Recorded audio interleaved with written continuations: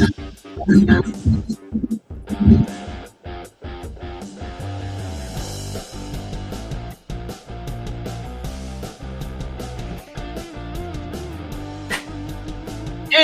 we are back. This time, no Greg. Greg had to run out of here because that man has to literally back worth of dialogue. This time, no Greg. Greg had to run out of here. You hear an echo? Yeah, I just heard an echo real quick. That me? We've got Danny Gandalf here, and we've traded Gregory the Ghoul for Miss Sarah, Lady Queen Sarah over here, of course. I feel the pretty levels have gone up a little bit. I think so. And I say this half of the screen might be winning. Just saying. Sorry, y'all. Yeah, that half of the screen has got hair. This half of the screen chooses not to. Chooses, yes, I believe. Yes. There was no choice. Shit was forced on me when I was 18. Really? Oh, man. At least mine didn't evade me until I was like mid-30s. And then it started escaping. You're not too far off from Turkey. You can always go get some. Yeah, I got a Picard going on soon. Just the sides and back, baby.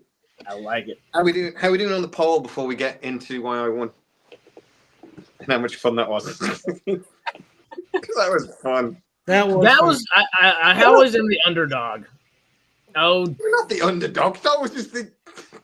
Come on. What do you mean? The three of y'all are the huge Trekkies, including the three now, and like I'm always the underdog. It's always. It is fun to try and argue against something that you've never watched.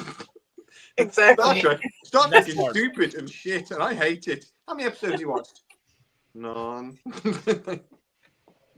Well, that's why I never argued about the validity of episodes or anything like that. It's just on the merit of I mean, realistically, Star Trek sucks because it's just like the people behind it suck. Like, I've tried for the last month to start watching it, and every time something I try, there's just something out of it that just takes me out of it, and it feels like it's been going on for a long, long time. I know you want to talk about sort of like the fan base. But the Star Wars fan base is pretty poisonous. That's far more recent, and sure, the Star Trek levels are much larger as of recent. But that high and mightiness, yes, she loves a jerk as well. It cracked me up. But the high and mighty aspect of it just kills me because like it's such a gatekeep for sci-fi in general that it just. I don't know what you're talking about. There's no the Rings fans think they're high and mighty. The younger generation says that too. Yeah, but they're not like like we're not. They don't negate everyone else for not doing scientists. Like having to negate children in the conversation because it got a couple scientists is not like. I don't know if that's the right avenue to take. You know, like. What's going on? Well, just for the example from the 20-something-year-old in here and stuff like that, like from that, no one my age or anything is excited about Star Trek or wants to even jump into it. It is a dying out franchise nonetheless because not truly dying out. There's still plenty of people out there, but it's not ever reached the largest demographic for Discovery is 17 to 21. But how much is the actual viewership count? That's the largest demographic, and then it was getting, it was appearing on the Nielsen list every new episode sort of thing. So, I mean, at least the week it came out, it was one of the top 10 shows on streaming. And the largest demographic is younger. Good. You hope that. You wanted to attract more people, but the average Joe in the street in LA where these things are filmed, that's just not what you have conversations with human beings. That might be what annoys Trekkies about New Trek is because it's aimed at the younger audience, but it is aimed at younger people and it has got a younger demographic. So, I mean, what you're saying is bullshit. I win again. Wait, wasn't that the whole last streaming episode? Was this argument? Is this episode we're going to argue this some more? Yes, basically. Well, this is just continued. I think we're going to talk about the debate that just happened and explain why I won. This is the post-debate. Debate down. Is that? we're reporters talking about the debate that just happened. Yes. Like it matters and anyone cares. And then we'll explain why Stargate is better than both. But of course, I'll agree with that. Yeah, it's Stormy Gandalf. Stargate rock. But I had a lot of fun with that, and I did think at one point Harris was going to get angry at me and storm off. So Harris, I still love you. We're still friends, and I don't care that you're wrong, mate. I think this is the first time Stormy and I have been on a stream together, isn't it? I think so. Oh, look at Sarah. Look at it, like diverting the conversation away from the. Well, it does take I look for an actual so I guess we should, I got a few different backgrounds. I just had that one. Yeah. But I mean, your opinion on the debate would be interesting, Sarah and Stormy. What points did you find interesting? What points about Harris's argument did you just really get angry about? I didn't get angry. Anyway, it was one of the best debates you did. Greg was great at moderating it. You can do it again next time. I think you guys both did really well. I mean, I think Star Trek is better for all the reasons that Jay was saying. Like it feels more real. Like it's based more in real science, even though there is like bullcrap science. It just feels more real. I think Star Trek can be a little idealistic about its view of the future, but I think it's very positive. Star Wars, I love Star Wars too, but it is fantasy. It's a fun adventure time, but it's set in sort of a darker, well, I don't want to say future because actually Star Wars isn't in the future. It's a long time ago. Right, a long time. Like too far away. So, but it's like this authoritarian, regime, like kind of has this big dark cloud, and these rebels are trying to. And I like the idea of like there's people fighting for freedom and willing to sacrifice their lives, and and I think that theme is good. That evil can be overcome. But Star Trek is just, I think it's better. It does better at social commentary. It just does better. There's just a lot more different directions it can go. Yeah, I gotta agree with Sarah here, and I actually wrote some notes on this. One thing that was stated that Star Trek is not fun. Lower Decks is all but fun. I mean, that's just fun. That's all Lower Decks. You are going to love Lower Decks when you get to it, Harris. To be fair, yeah, dude, it is. I don't know if I can watch Star Trek. I'm kind of over it. So, also, you spoke of layers of Star Trek and versus layers of Star Wars. Well, the layers of Star Trek is about us. It's about humanity. And layers of Star Trek is more about, it's the mythology of Star Wars. And I think they're both valid, but I think the one in terms of, a lot of people can relate to the characters in Star Wars. A lot of people can relate to the characters in Star Trek, but I think Star Trek is about us. Star Wars is not about us. The thing I love about DS9, there was two things I really did love about DS9 is one, it was fun. Like the first representation, especially this being Veterans Day weekend, it was the first honest representation of PTSD when Nog got his leg amputated during the war. And it was just fucking heartbreaking to watch. It really was. And, if that's heartbreaking to watch, imagine all your neighbors that are veterans of the Iraq and Afghanistan wars and what they've actually had to live through. The other thing I liked about DS9 is it was one of the very first. I mean, it's just one of the very, especially in sci-fi, of a really positive example of a father-son relationship. Most times in cinema, you see father-son relationships. It's antagonistic. Unless, and Star Wars didn't have exactly the best father-son relationship to work off of. In the end, they were all right. But it was in the end. You know, the relationship with your positive fourth father-son dad. relationship all the way through. I mean, Jake sacrificed himself to the pot wraith just to protect his father. Just He saying. was a wheezy little character then. But So anyway, that was my thoughts on the finer points of Star Wars. I think, and personally, and this is going to get everybody mad, and thank God I'm not going to be the one to get the hate mail. I think there are closer allegories between Star Wars and Lord of the Rings than there is Star Trek. Oh yeah, I because it's would something argue that's actually timeless. Mhm.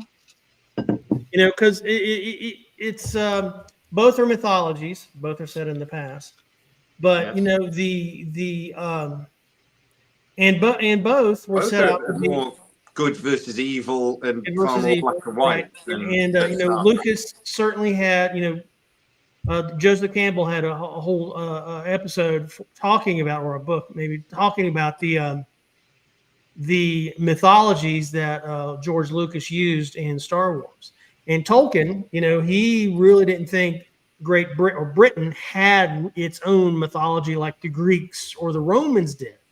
So, you know, because he had these languages laying around, said, I'll put some books together. So I think there's a lot more in common with Lord of the Rings and Star Wars than there is Star Trek. I would agree. I think that's probably true, actually, to be fair. And like I say, you've got the good versus evil thing. You've got Saruman and the Emperor, a very similar sort of, if you basic down to very, very basic. Yeah. They die and keep coming back for no reason. You know, I think whereas Star Trek is, there isn't that good versus evil thing in Star Trek. That's not the point of it. That happens very. Even if you think like Wrath of Khan, it's not really good versus evil.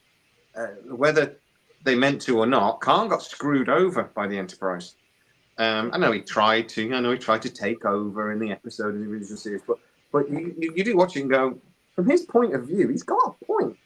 You know, he's not. There's never been that sort of like out and out good versus evil in Star Trek. It's not really a thing for it. It's all grey, sort of thing. Yeah.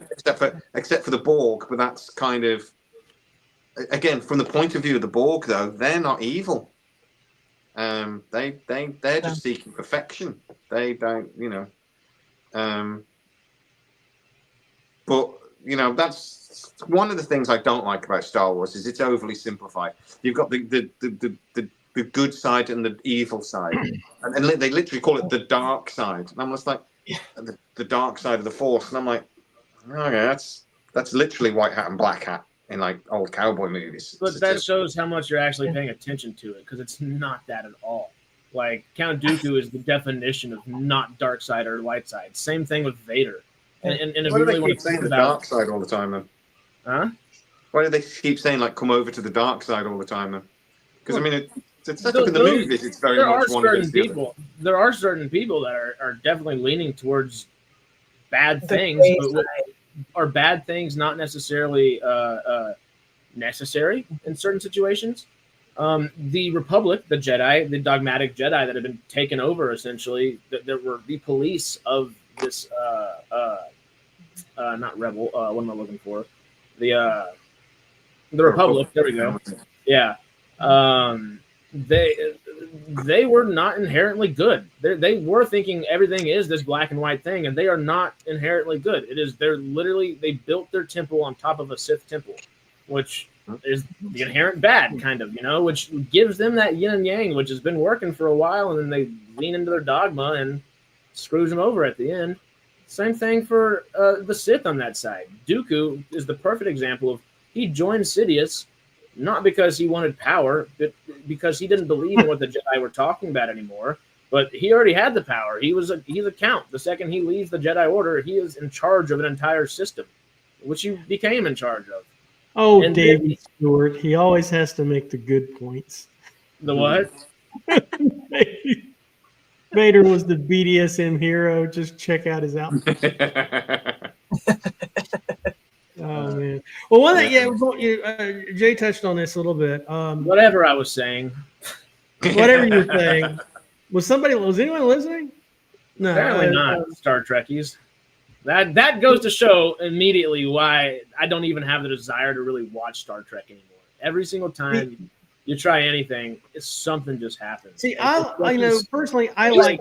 jump in and watch it. Ignore everybody else. Yeah, I mean, I can't even finish talking a good thing about Star Wars before getting cut off. Anyway, I like them both. If there's a new episode, a new season of whatever on Star Wars or Star Trek, I'll definitely watch them both because I love them both. Going back to one of Jay's earlier points,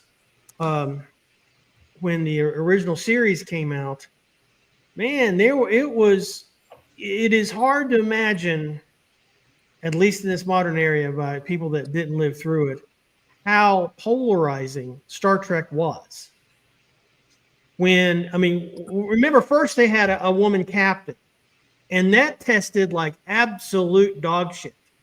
I don't think women could get their own credit card at that point in time. And here, you've got a woman that's the captain of a starship. Well, people lost their damn mind. The testing audiences lost their damn minds over that. And they also, there was in some places rioted in the street because a black girl kissed a black guy or a white guy in Star Trek. It was one of the most. There were articles in all the newspapers about. Yeah. Just on that though, it was so bad. The network forced Roddenberry to actually change the storyline slightly. There was a forced kiss, and to make it that Kirk was forced to kiss her, that he didn't actually want to, in a way. So that's how bad things were at the time.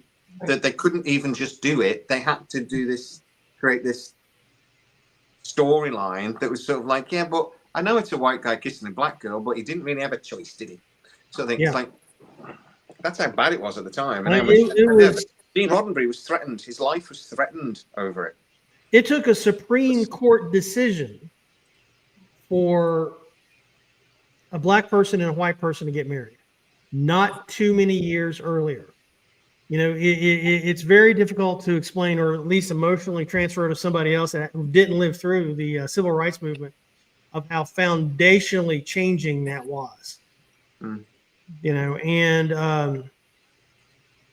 I'm trying to recall something that had caused just as much passion around a topic from the Star Wars camp. Because it wasn't. When the first Star Wars came out, it was epic. It was epic. You told the stories about that before, about around the block, and it did change, and it changed culture, because look at how many movies, TV series, whatever, copied it afterwards. Yeah, it's every so often you get a movie that just changes cinema. You watch films that came out 2-3 years after The Matrix came out as a perfect example. I was watching the first. What's the vampire versus werewolves film with Kate Beckinsale in Underworld? I watched Underworld, yeah, and I'm just like watching. They straight up nicked some shots from Matrix. They didn't even try. We've lost Sarah. We lost the Queen. She'll be back. But yeah, and Star Wars was straight up copied for years after. But it's fair to those. Star Trek didn't. Star Trek, I would say, got another chance because of Star Wars, because of the popularity of Star Wars. Yeah. It also, you could have just as much argued, though, that it got a chance because there was actually a massive letter campaign to bring the show back. Like I said, it had been shown all over the world by that point, and wasn't there a thing to say that at one point that Star Trek was on one network constantly for like the 5-6 years run up to the movie being announced? There was no time you couldn't find Star Trek on something. So I made that point really just because I thought Harris was going to, so I thought I'd get in there first. And but it's the Star Wars when it first came out, that was a phenomenon. I think the equivalent to it, like the music industry, is like the Beatles. It's like that. It was. You argue whether it's better music or better thing, but the phenomenon it caused was just astronomical. It was beyond anything else I think we've ever quite seen. True. Can you really name another movie that's come out like that I mean, it happens every so often, I suppose. And like when Titanic came out, it's a similar sort of thing. And that's all everyone talks about for those few months or whatever. But I don't think they got any of them quite are equal to Star Wars coming out. I mean, there's been some, like you mentioned Titanic. Also think Avatar, the original Avatar of James Cameron was second month, reading my mind again. Dude, don't go to the dark corners. You'll never return. The Matrix. Avatar was just, I mean, I know I went to the theater like 6 or 7 times just to see it because it was just crazy, phenomenal. Jurassic Park or Spielberg. I mean, Spielberg can film a toothbrush commercial and it'll still be, psychologically. I don't even think Jurassic Park is this. Jurassic Park is one of those examples of like a movie coming out that just like blows everyone else away. But I don't think it's quite to the level. Star Wars was like nothing is at the level of Star Wars. Fighting to get into the cinema, and like it was ridiculous. And I've seen news footage of people literally queuing around the block to get in. And it's just like you've not seen that before. Good one, Sarah. Yeah, in case I'll repeat this story. After Star Wars came out, you're here. You could have just said that. I know I did, but you guys didn't hear me. Interrupt, woman. Get stuck in. Turn your mic up. Good Lord. Am I too far away? I don't know. Okay. That's a little bit better. My husband redid my setup, so there might be some. I do have a microphone, but I don't have it. Anyway, don't have it hooked up yet. We'll figure that out. Anyway. Cool. So anyway, there was one theater in the town I was living in that just showed it all the time.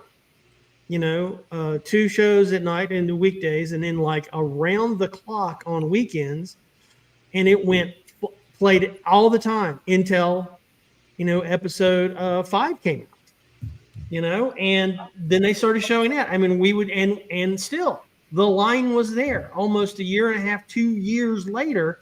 We were still queuing up to watch it. And there's been nothing like that. I mean, even though like studios now, to prevent piracy, they put it on 20 billion screens. You go to the Cineplex now or the and there's like it's on whatever the blockbuster movie of the day is. It's on half the screens, And back then, the theater had 1 screen. Every once in a while, you'd find one that had 2 theaters in one building. That was a shock. Yeah, there's just never a New Hope. Somewhere in San Francisco or somewhere in California, that's been showing Star Wars, the original, since it was released, like once a week. It shows it on like a Monday. It started because like 2 or 3 years after it was released, they were still showing it like at least once a week. So they just never stopped. I saw it when they did the digital remaster of it when I was little, and everybody went nuts. And I saw it in the news report once. It was like, this place has been showing the original since 1978, at least once a week ever since. I'm just like, that's nuts. I don't think no other movie can say that. There's no way of showing Star Trek every day for 40, Star Trek wouldn't get that. That might be at a theater near the Civic Center. Because there's a real artsy place downtown. Huh? It was California somewhere. Yeah, I think it was in San Francisco. There may have been this there's this theater, artsy theater. I saw the Mongol there, and it was folding chairs, and there's only 12 of us. 12 chairs to watch this one. And Mongol was a really good movie, but I think it may have been there. My husband says Lucas probably owned the theater. Yeah, probably.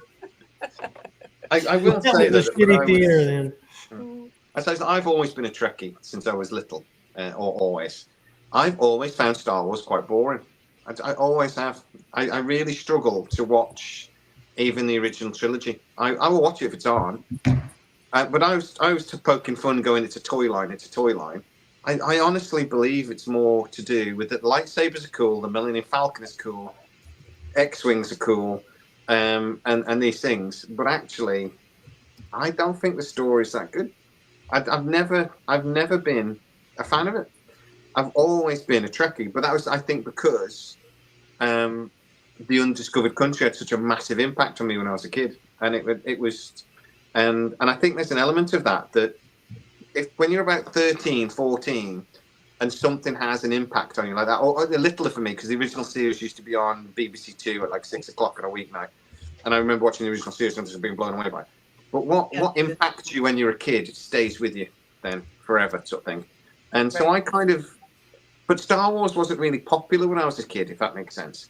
That, you know, it was like no, it was. Don't get me wrong, it was still massively popular, but the trilogy had already come out, the original trilogy, and by the time I was sort of, you know, becoming like 10, 11, 12, it had been a couple of years since The Return of the Jedi had come out, so it was on video, but it was sort of like, but then it was a few years until the next trilogy came out, and that's what reignited and became like this ridiculous phenomenon again. So I was in that like black period where there were Star Trek movies coming out. So that's what influenced me, you know, in that age. That's why I became a Trekkie.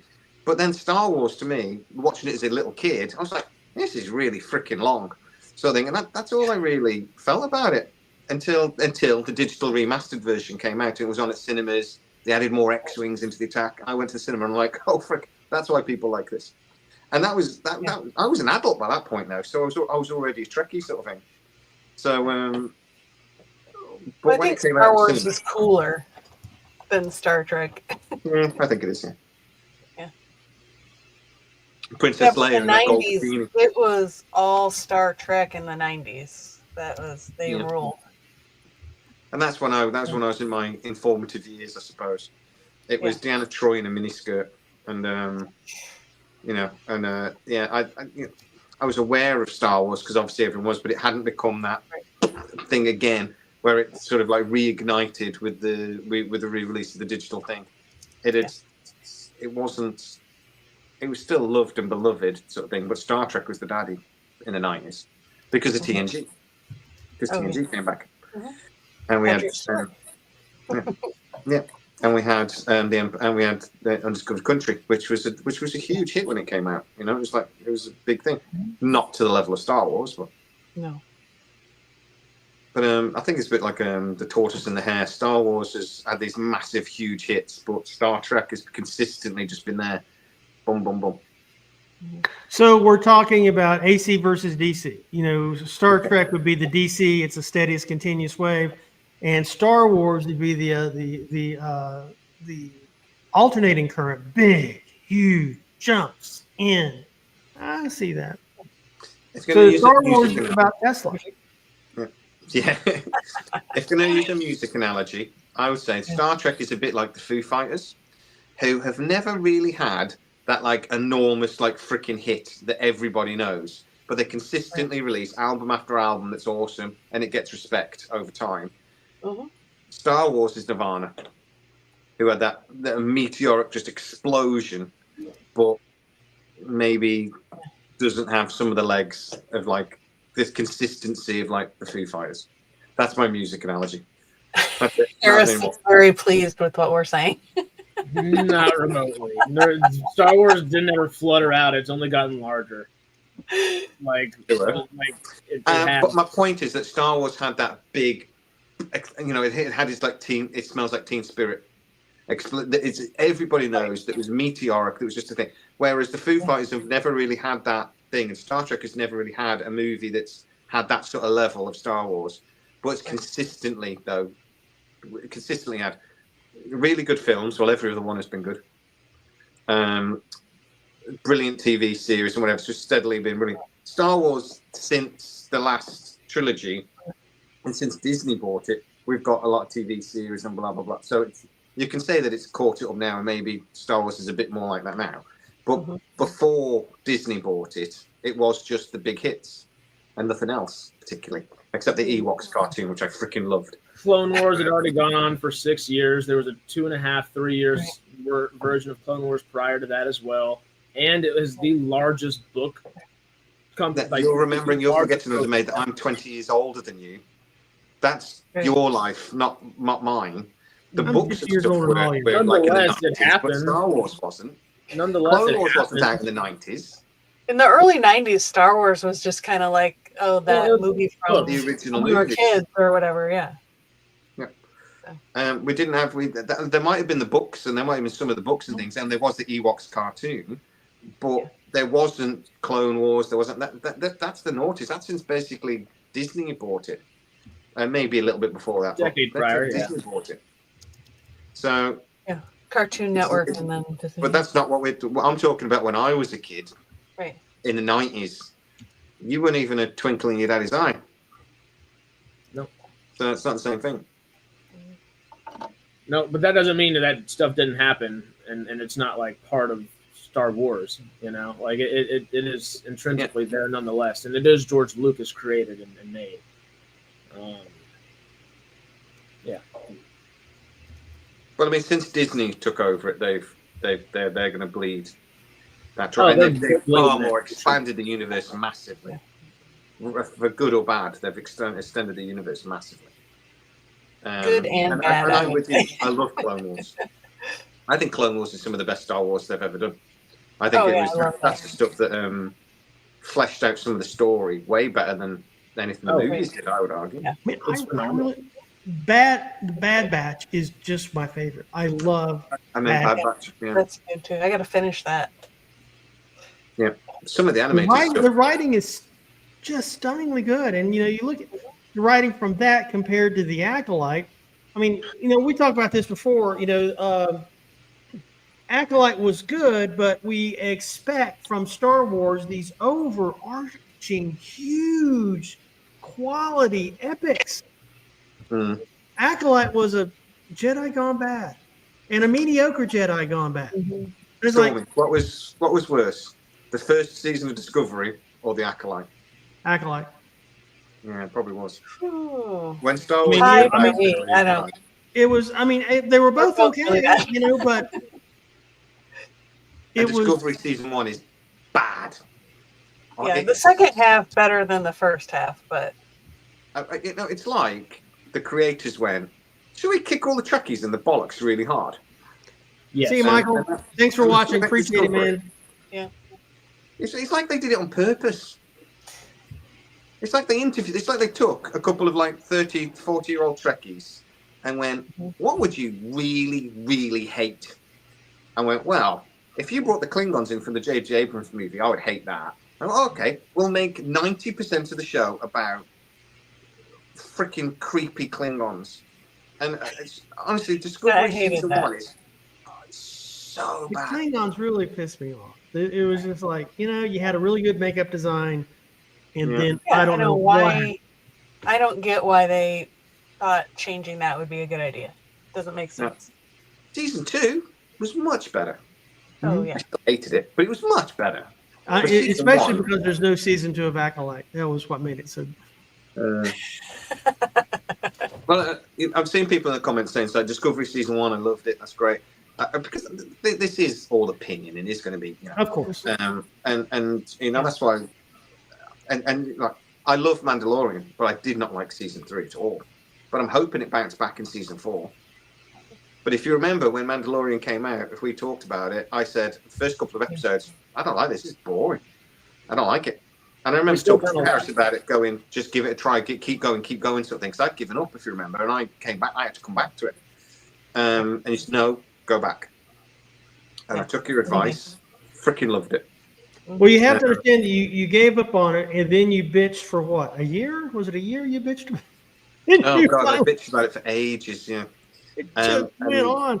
Hi, I'm Jay. This is our new. Welcome to the new video here on Sidetrack. Fucking hate me. Hate Mandalorian. And that was the show for a year. I mean, yeah, pretty much. It was just boring, but it was like that slow burn, wasn't it? And I'm just like, I don't really like it. Slow. You've got to catch me quite early. But by the third episode, I was like, this is what Harris is on about. This is pretty good. Well, and by the end of the series, I was like, fuck yeah. The good bits are all Clone Wars based. And the bad thing about it is they did it in a way where you can't necessarily be a new viewer and get the intricacies of what's actually going on without watching the 7 seasons of Clone Wars and the 4 seasons of Rebels and now the 2 seasons of Bad Batch or 3 seasons of Bad Batch, whatever it is. They hurt themselves and did themselves a disservice by not making it more accessible to the average Joe in that sense. Whenever you get into your 3rd episode, that Minds of Mandalore, that Minds of Moria kind of feel, it's good. It is slow. I think that episode's still a pretty good episode. The rest of the season just has pacing issues like no other, though. Because, like you said, it's slow, and then something really cool, this giant dinosaur-looking thing happens, and then we're wait half an episode to figure out. Like the pterodactyl thing that steals the kid. It's like, why are we waiting half an episode? Just jump into that. Y'all have jetpacks, and then get back on with what you're doing. That pacing doesn't need to be that way, and I think Lucasfilm screwed themselves up in pacing. Was Boba Fett prior to Obi-Wan Kenobi, or was Kenobi prior to Boba Fett? I quite liked Obi-Wan. Pacing wise, it's awful though. It started badly, but it was going to. The problem is though as well. If you watch the first season of Star Trek: The Next Generation, it's not good. Because they're finding their feet, and we're learning about the characters. This is the problem with streaming versus sort of network series that have like 24 episodes. Is that 10 episodes, you've got to tell an awful lot of story really quickly and introduce an awful lot of characters really quickly, and it depends how you do it. So I'm arguing here that Mandalorian, it was shit until the third episode, sorry, I should say. In a normal series back in the day, like Star Trek took nearly 2 seasons to get going. Yeah. For us to like the characters, for them to realize, this isn't working, we need to rejig it. And I joke about how Star Trek: The Next Generation didn't get good until they suddenly realized that LaForge had engineering qualifications, because he just went from ops guy, he was the helmsman. He went from helmsman to chief engineer. Yeah. And he just moved downstairs to the engineering thing. Well, I'm in charge now. Were you a helmsman a minute ago? What are you on about? And it was a good choice. Yeah, it worked, but it took basically a season and a half for them to realize we need to rejig this. We don't get that now with streaming series. They've got to basically make decisions, and they've got to stick with them. And that's a problem. And then it's like season 2 until they can go, we need to rejig this. And Lord of the Rings is a big example of that. So again, Ring of Power, sorry. I've not seen the second season. I don't know if it's any better, and I've not seen anyone talk about it. So I'm assuming it's probably not. But I think it's better. Not by a whole bunch. No, but it is. I'll give it another go. But that's the problem with that, isn't it? They haven't got time to sort of rejig it. They haven't got time. But also because the way they make these seasons now, they make them like movies. So everything is written beforehand. There's no writers on set anymore. It's series before they could get into 5 or 6 episodes, and the network can go, people don't like this, or they don't like this, and they could just change it halfway through the season because they were writing the episodes sometimes 2 or 3 days before they were filming the episodes. And that doesn't happen anymore either. So it's like, no. What I'm trying to say is that once it's written and they go with it, they've got no choice. They're going with it. And I think Mandalorian, that was sort of the thing with Mandalorian, is it took us a couple of episodes to get into it. But all the best TV shows are the same. Stargate SG-1, the first season is not great. There's 2 or 3 standout episodes, but really... Thankfully, Children of the Gods is really good. But the couple episodes after it are like, ooh. Yeah, well, they're trying to introduce the characters, aren't they? And like that's why you have like the episode like Emancipation, because that's trying to bring Sam to the forefront and go, this is Samantha Carter. She's a heroine sort of thing. And it is done badly. Yeah. Yeah. But you can see what they're trying to do with it. They're trying to introduce the character a bit more. And it just didn't work. They can't do that in streaming series now. So and Boba Fett is probably a good example of that. They never really got to introduce the characters properly. And the best 2 episodes of Boba Fett are the 2 episodes he's not in. Yeah. Because we go back to a character we knew. That had 2 seasons for us to get to know. And so... And we know Boba, that's not a character that'd be hard to do that with. They just have to choose to actually do it, and they just chose not to. And then just the pacing stuff. I think Boba was prior to Kenobi, but just whoever Lucasfilm hires to edit, fire. Just fire him. I don't know the nicest way to say that, but fire him. Because pacing is I think Obi-Wan as well. I think they had a sort of conceptual problem with it because they tried to make it feel like the original movies. And have you heard Stuart Beatty? Sorry? Have you heard Stuart Beatty's actual, him talk about the actual trilogy of films he had planned? What do you mean, for Obi-Wan? Yeah, Obi-Wan was yeah, I mean, yeah, before the series was made, yeah. But I'm just talking from a stylistic point of view and an editing point of view. They tried to make it feel like the original movies in a way, but those original movies were made in the 70s and early 80s, so they were dated, and it made the show feel, but it also made the pacing feel a bit dated. I actually think Rings of Power suffered from a similar problem because they tried to make it feel like the Rings of Power movies, and they paced it similarly. And I'm like, you can't do that in a series. It doesn't work. No.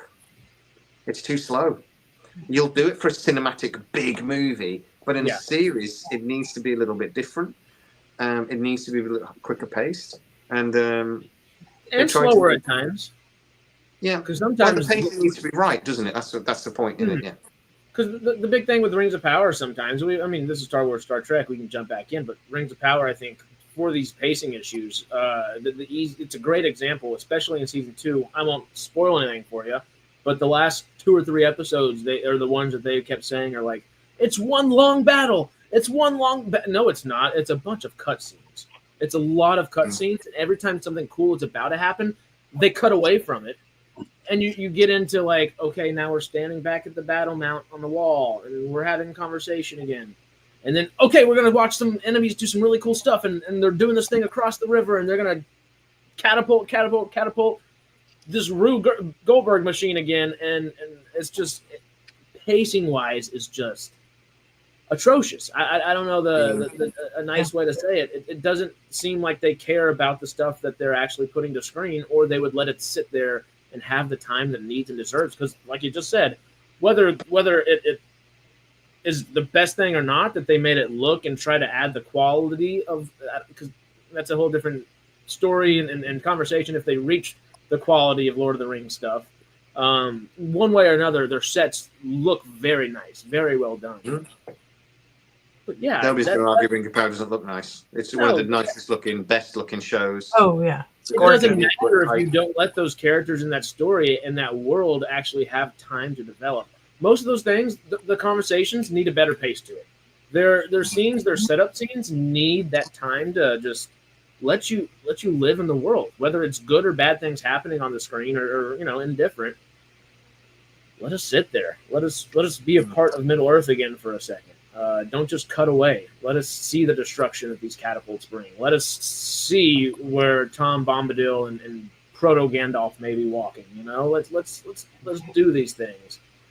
I don't know. I think what right now about is like it's basic cinematography, though, isn't it? As well, that's the thing. It's basics. Basic pacing. It's just like a start, a middle, and an end. But each episode has a start, a middle, and an end. And I don't know. For me, Rings of Power was a bit too much, trying to shoehorn too many things in. And I don't know. But I will watch season 2 at some point. Brett put up a good thing in here just a second ago to go off of that, where he was saying, see, everything Brett says is really good. I need to go back to the one that I'm talking about. Brett? The fatal flaw. What sort of a person's called Brett? No man's called Brett. Sorry, Brett doesn't exist in America. We don't have Bretts in America. In Britain, sorry. Yeah. Nobody's called Brett. It's not real common. In my life. One Brett I've met in my entire life, and he was a weasel. But I'm sure your Brett is lovely, though, obviously. He is lovely. Good. But is he a weasel? Yeah. No. Well, he captured the heart of our queen, so he must be. He's got to be good people.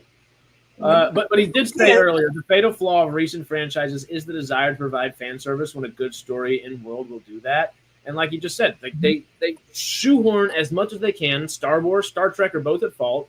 Marvel's at fault with pacing issues as well. All of these large franchises are just they're just throwing what they have to the wind. I don't get it. Hire good quality people. I mean,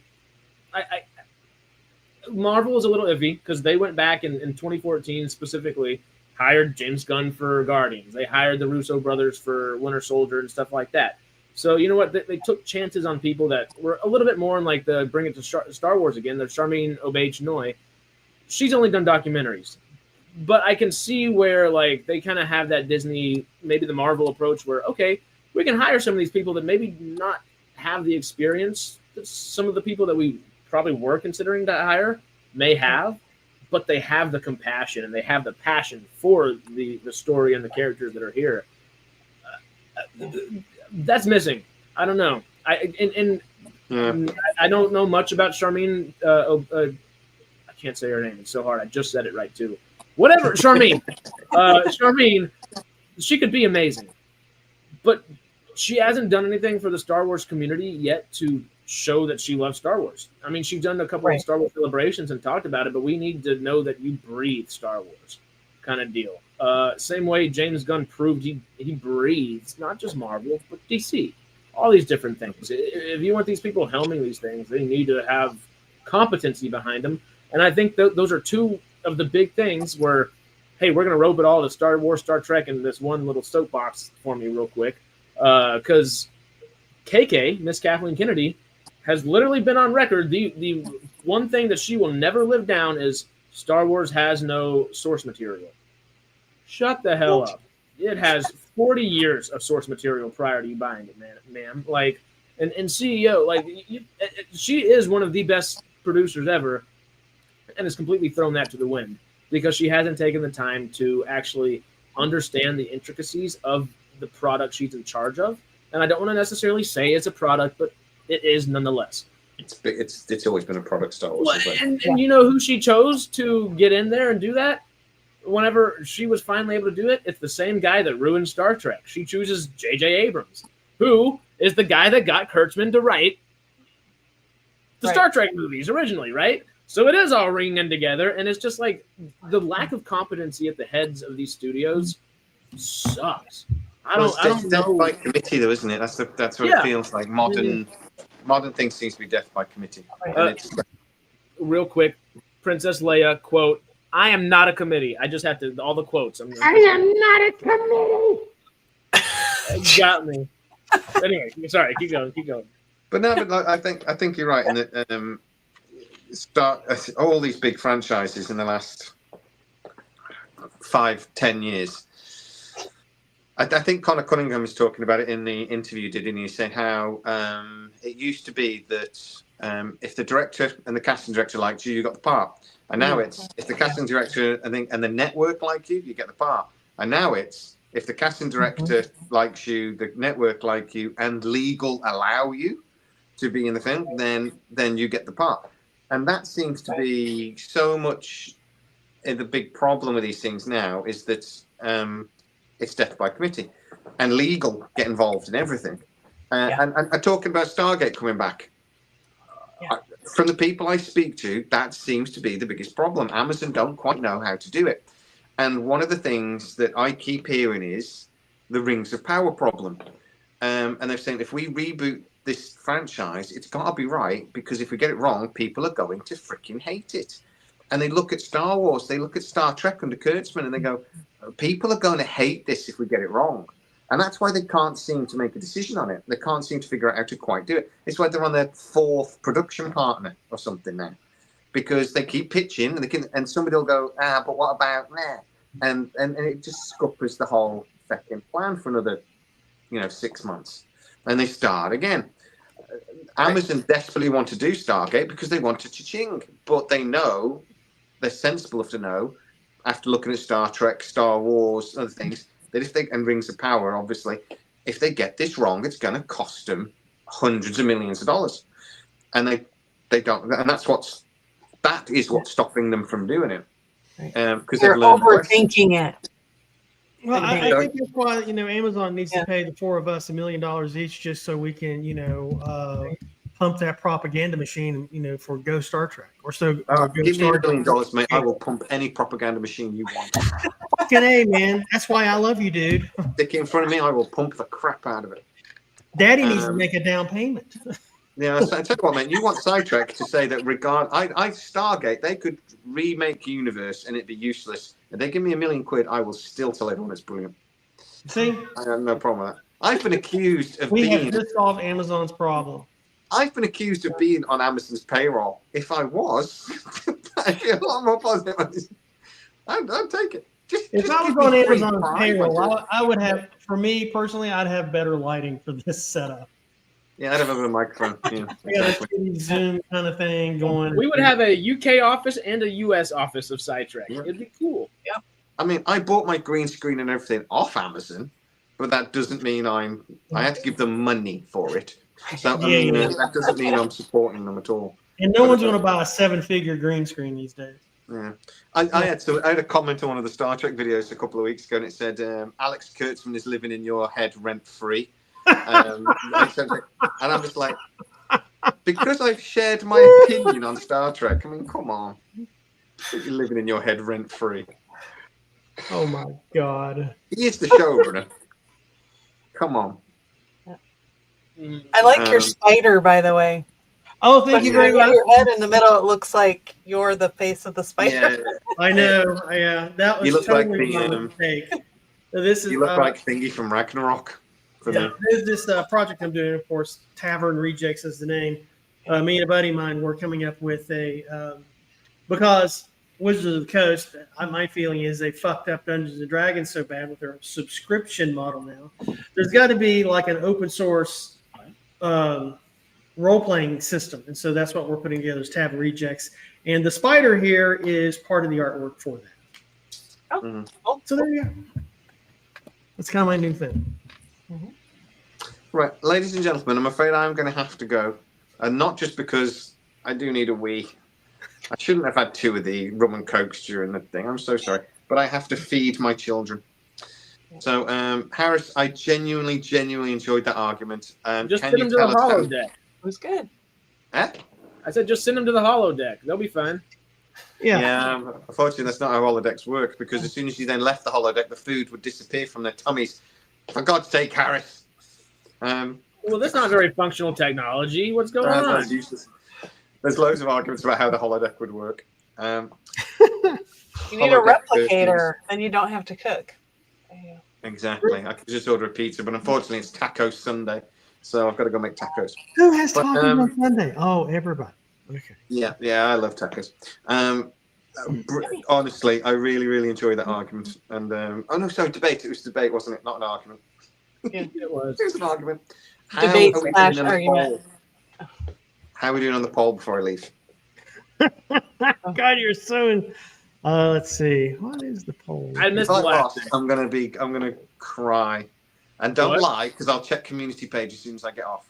Oh, you're checking the note. I see. 65% for Star Trek, 35% for Star Wars. In the one here and on the community page, I will refresh super fast. Yeah, So that's the one from the chat. This is I just reported the numbers from the chat. How many? Okay. Star Trek is one in both polls. How many votes on the poll, on the community page poll? 1. 24. I did it. 24. How many? 20 something? 24. It's not a resounding victory, but I will take it. Well, we'll see what the comments say over time. Do you know why you're so readily willing to take it? Because you support Manchester United. Yes, I am. And we won today. Oh, sorry, wrong tit. Did you really? Oh, congratulations. There you go. 3-0, baby. Oh. Since we sacked Ten Hag, weirdly, our players are actually playing. They do this every time we sack a manager, they actually win games. We just need to sack a manager every other week and we'd win the league. That's the same. Sack the man. Yeah, that's what we do. That's what we do, baby. Complicated sport. Thank you so much. Thank you, Harris, for being such a wimpy component on the opponent thing and having no arguments. So it's made my life easier. But thank you. No, I'm joking. That was a really good argument. I really enjoyed it. It was good fun. Greg was a great moderator, but we need someone. We need the lack of bias anywhere, somewhere. We did have to send the questions back yesterday because, Greg, you can't put, mate, which franchise is better and why is it Star Trek? You can't do that. Well, I'm more than willing to come up with more questions. No. Well, your questions also leaned a little Star Trekky. There's a couple questions at the end there that were questions of why is Star Trek better, essentially. I'm saying we need to do this completely non-biased in a way. We might. We got Out of Greg to unbiased 6 trivia questions, 1 was answered correctly. So, And Greg didn't point me towards the answer. He just told me what the question was because I'd misheard it. So, so I actually got the answer right. Kind of. Even though I'd forgotten the important part of it. TRK is definitely, yes, I am a Star Trek fan, and I'm a Star Wars fan. Yeah. But I gotta have my Tolkien. Sorry. Fuck all you. Tolkien. It is funny though, isn't it? How we've got these franchises. I am going to go in a minute, but we've got these franchises that are like some part of almost like identity. Some people ask me, "Who are you as a person?" I'll go, "Well, I'm a dad. I'm a husband. I'm a Manchester United fan. I'm a Trekkie." You know, and I almost part is like part of my identity because it's what I grew up with, sort of thing. And that's why it's such a fun debate. Neither's better than the other. That's just a nonsense. It's just and you know, you can argue popularity and numbers, and it's not better. There are moments of Star Wars that are just again iconic. There are moments of Star Trek that are iconic, and moments of Stargate and all these other series as well that are just. So it's a nonsense argument, but it was a fun argument to have. So I just want to mention a TRK in the chat. He's one of my very old friends. We used to play D&D. Was it the 70s or I think it's the mid 80s. And I dragged him all over creation to see movies and shit. There was shenanigans. There were shenanigans. More. Oh, and just before I go as well, I know Secular Monk keeps going on about the Penguin. It might be my favorite show this year. It's awesome. I just caught up on it last night. Yeah, it's awesome. Me too. It's like I haven't seen anything since the classes was going. So should I put some time together and watch Penguin? Watch Penguin. Yeah. Oh, mate, it's honestly it's the best show this year. It's so good. And why DC make great TV but can't make a freaking movie to save their life, I have no clue. But they had a mediocre Batman movie, which I actually quite enjoyed, but was too long. And then they make it's just phenomenal TV series. And it's the same as when they did Pig in Suicide Squad last year. That was a few years ago. Was awful. And then they followed up with Peacemaker, which I know was a bit people loved or hated it, but I freaking loved it. And I'm just like, but the movie was so bad. Oh man. Yeah. Well, I mean, there for a while, DC was rock and rolling when they had stuff on the CW network. And DC. Arrowverse was great. Yeah. Arrow. I mean, that. Arrowverse. I forget the name of the actor, but he was just amazing in it. Even the Superman and Lois series was good. Yeah. Sorry. I don't know why they can't make the jump to motion pictures, but if they can rock and roll on episodic television, they should stick with it because they are killing it. Brilliant at it. God, Penguin's good. And Will, I made this mistake yesterday. Not Will Farrell. I was talking to somebody about it yesterday and went, Will Farrell. Oh, who is it? Colin Farrell. Colin Farrell. I said Will Farrell yesterday to my mate and he went, they're so easy to mix up. Colin Farrell. He's just, oh man, he needs to win awards for that shit because he's amazing. Right, guys. Thank you so much. It's not Colin Farrell. It's Oswald Cobblepot at that point. It is. Honestly. I got to go because actually I know you really do need a wee. Thank you so much. I really enjoyed this. Loved it. May the wee be with you. See you soon, Stormy. Hi. Bye. Bye. Well, thank God he's gone. Exactly. No, but for real, Stormy, like I'm in the camp where I did not like the Batman. I actually think it's Matt Reeves' worst film, and it is by far the worst thing he's ever written or been a part of writing. Because the story of the Batman has to dumb down its story for the character to not. They have to dumb down Batman to not understand what's going on with the story at hand. Instead of coming up with an actual good story, that Batman has to be the greatest detective. That ain't no greatest detective. My ass. Like Falcon with wings. Excuse my language, but Falcon with wings or Rat with wings. It's gonna be Falcone. It's gonna be Falcone. Duh. Same thing with the Penguin jest, and the whole Riddler stuff was just It was almost there. It had a decent concept. I did not enjoy the execution. It was too long. It needed to I be love slow burns. a tighter story, I think. Yeah. Boring. Talk about boring. Yeah, I mean, it's like, you know, but the pink one is amazing. Yeah, I mean, the Robert Pattinson version, it was just, it seemed like it was bogged down. I don't know. It was just, it never got to where it's going compared to the ones Right. I thought into that the was Dark Knight series. You know, the Dark Knight series was just absolutely fabulous. I love that one. I thought. There's been too many Batman reboots, iteration. It's like I'm just tired of Batman. We're about to get another. Yeah. Oh God. It's like, I mean, really? at least it's gonna be Batman Brave and the Bold, but still, like, Yeah. I want to see another Watchmen series. I do too. I love that movie, even I love though it didn't. I don't remember if it did good, but I just watched it not that long ago, and it just the series was great. Also, the series was great. Yeah. Watchmen is one of my favorite comic books. I mean, it's. I mean, I really got hooked when it first came out as a comic book way back in right after the Civil War. But it was so different from all the rest of the typically superhero stuff that you saw of the day. And Alan Moore just knocked it out of the park. Oh, yeah. Alan Moore can do no wrong. I mean, I of course. Okay, true. Did you do V for Vendetta also? I was literally about to say, literally my last Tuesday was not watching anything election because I'm like, screw all that noise. Let me just watch V for Vendetta on the 5th of November again. Because remember, the 5th of November. I know I didn't have time to watch it. I gotta watch that. It's one of my all-time favorite movies. I love it. Gunpowder, treason, and plot. I can think of no reason why. Or how the treason should ever be forgot, or however it goes. I love it so much. It was and both of the actors were just phenomenal. Natalie Portman, oh God. Mm-hmm. Yeah. And that whole thing, how he psyched her out with the prison thing, that was like, damn. Brutal. Brutal.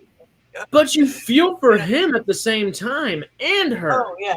It's like she would have been dead in the streets if he hadn't have done that. And he made it where she can, and it's this terrible thing. Oh, yeah. But in a few different ways, it had to happen. And he's definitely molding her to be what he wants her to be at the same time. So there's some bad things in there, but it's right. Oh, it's intricate and it's the story of that actress or whatever is great too. The actress that came out as gay to her parents, and like that's like, oh my God, that is such a good story too. Yeah, and Brett really hit it out of the park with that comment. Back then when V for Vendetta first came out, they really thought it was about the Bush administration. And, now it appears to be, this is about current politics, in the world. You can apply that to it was about You can apply that to any and every administration. That's right. Yeah. And it actually was about the Thatcher administration. That's what it's really about. And I think the thing, it's kind of timeless. I think V for Vendetta is kind of timeless whenever you're faced with creeping fascism. And because let me tell you, I mean, you could turn that around and you could make it about Pol Pot. Right. And that's, I mean, like you said, Alan Moore can do no wrong. Just brilliant writer. So good. What? I'm trying to think of what else he's done recently. I don't know what he's done recently. I'll try to Google real quick. But yeah, no, it just he does no wrong. V for Vendetta is so good. Hugo frickin' Weaving. Frickin' Weaving. Now you're just showing off. Can you just get the queen off the screen? Oh my God, she's just look at her.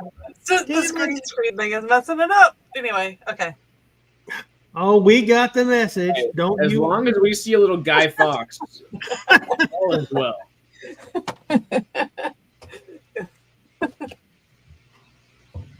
Oh, it's so good. You're just making me think of the film again. I mean, it's so fresh on the brain. It makes me want to do it. I might watch it. That's it. Not a bad way to end the weekend ever. Mhm. Damn. Yeah, no. Alan Moore's amazing, but Hugo Weaving, like we just said a second ago, is it? Yeah. Would it be fair to compare Hugo Weaving? I'm doing it almost just from the franchises that he's been in, but he's also such a phenomenal classic actor at the same time, simultaneously. I mean, is Hugo Weaving almost like a young man's Christopher Lee? Maybe. Ooh. Maybe. Is that a fair? Certainly, he's been in some franchises. V for Vendetta, Loader, Matrix, Lord of the Rings. Yeah, he. God, he's just such a great actor. It makes me mad. Marvel, MCU. Oh, that's right. Red Skull. I mean, Oh, yeah, it was just that one. he was in Babe. Was he? Weaving? He's the mean farmer that doesn't want to help. He's the one that's trying to take out James Cromwell's stuff, right? That bastard. Yeah, That's right. I love the man so much. You Being Weaving for until you Elrond, told me but that. you give me that Babe character, Agent Smith, real quick, and I'm not be very happy with him.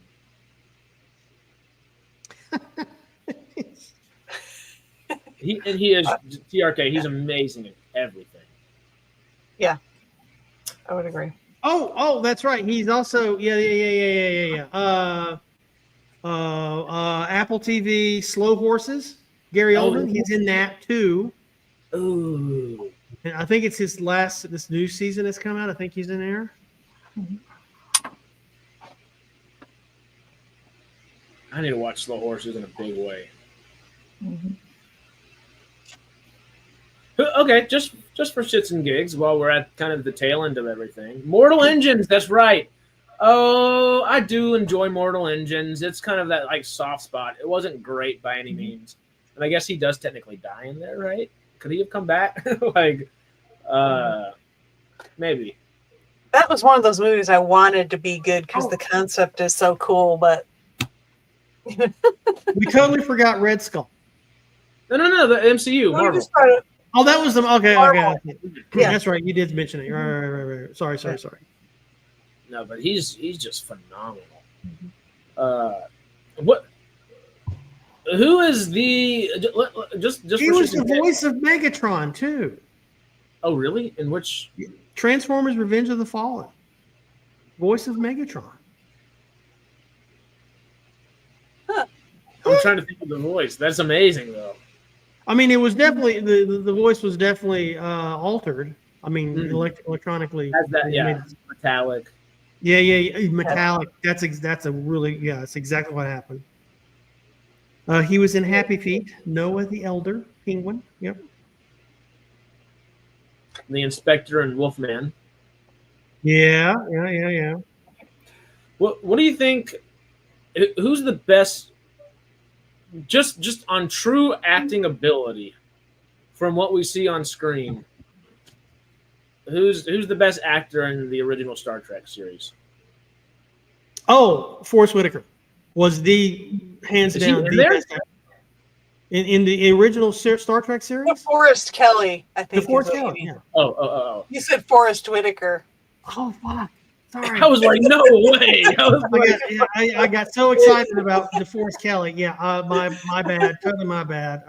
Old man syndrome. DeForest Kelly was. He was hands down. I think he was the best actor. Because he had a bunch of experience with the westerns and some war movies. And there was just one scene, and it was just this is a stupid kind of.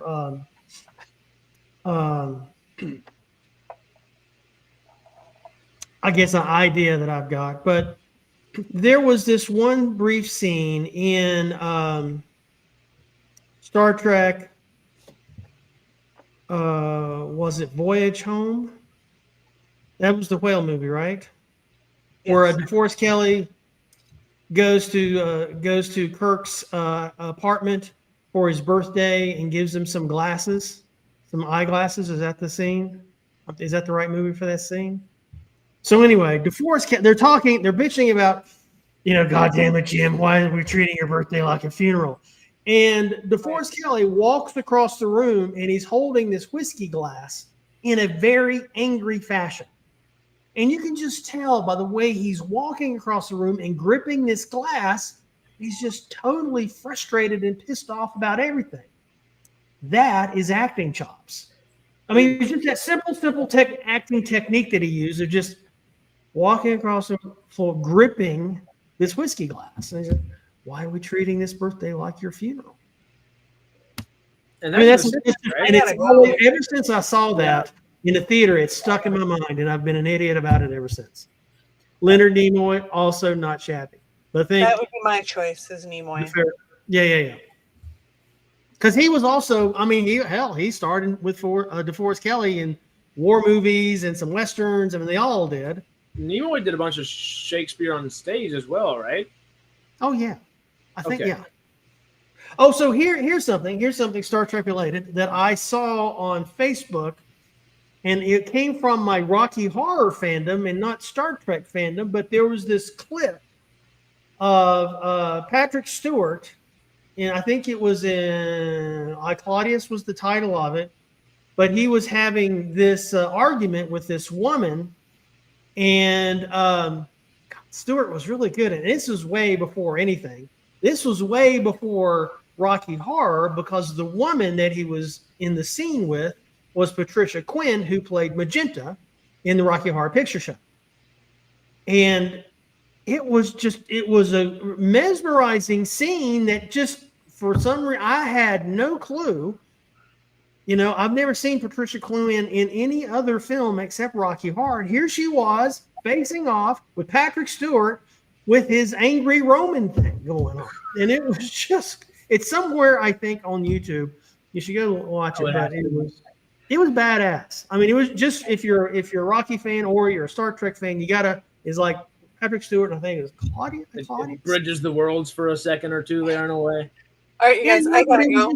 Watching them both there, it was just, See you, Sarah. Thank you for hanging out. Take care. Bye. See ya. Go give. And Nimoy with the Ballad of Bilbo Baggins was just a mistake. But okay, I'll let it pass. Now, who's the best actor out of the original Star Wars? The original Star Wars. So no, I don't think there's a Grand Moff Tarkin in here yet. I don't think there's a Sidious yet. No, Ian McDermott, because he, I guess, got in the third one, not the second one even. I mean, I know the easy option, Alec Guinness. I'm trying not to say Alec Guinness, but Alec Guinness. Harrison Ford's great, David. Harrison Ford, yeah. I mean, the casting for such a young bunch of actors was really, really spot on. But Alec Guinness kind of gave it the gravitas, authority. Mm-hmm. Does that make any sense? Yeah. No, in a big way.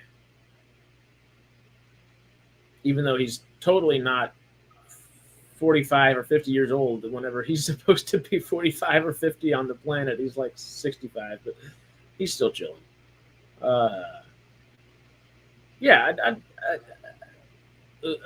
Peter Cushing. Okay, Peter couldn't do. Peter Cushing wasn't in A New Hope, though, was he? I thought so. Is he in there? Is that whenever we see Vader actually choke somebody out for the first time? Yeah, in the conference room. Vader, release him. Okay, yeah, no, he's in there. I'd probably say, yeah. If I'm not trying to say Guinness, I'd go Cushing. Yeah. I'm trying to find Bridge Over the River Kwai, so good. Lawrence and Ray. Yeah, it was a TV. Okay, so the Patrick Stewart film with Patricia Quinn was I, Claudius. It was a TV miniseries, 4 episodes in 1976.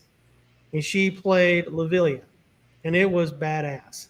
And I just saw the one clip between her and Patrick Stewart's character. It's a novel by Robert Graves. Jeez, John Hurt played Caligula. I did.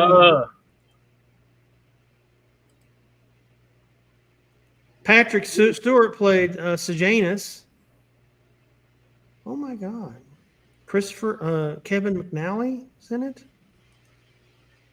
That's true, Oliver. So now I got to go watch it. Man, that was amazing. Anyway, Patrick Stewart had his shit together for a very long time. Oh, that's Sir Pat Stew is the man. And this is before. This is even before Dune. This was before Rocky Horror, before Dune. It was just something I guess he was doing for BBC television. There's a decent little question that popped in my brain. I know Steve Martin had like brown or black hair for a couple years, and then it just naturally he turned into white hair very quickly. He got gray at a very young age. Did Sir Pat Stew ever have hair on the top of his head, or did it last for about 4 or 5 years and then just disappear? You see in Dune, he had a little bit of hair. He's got more hair.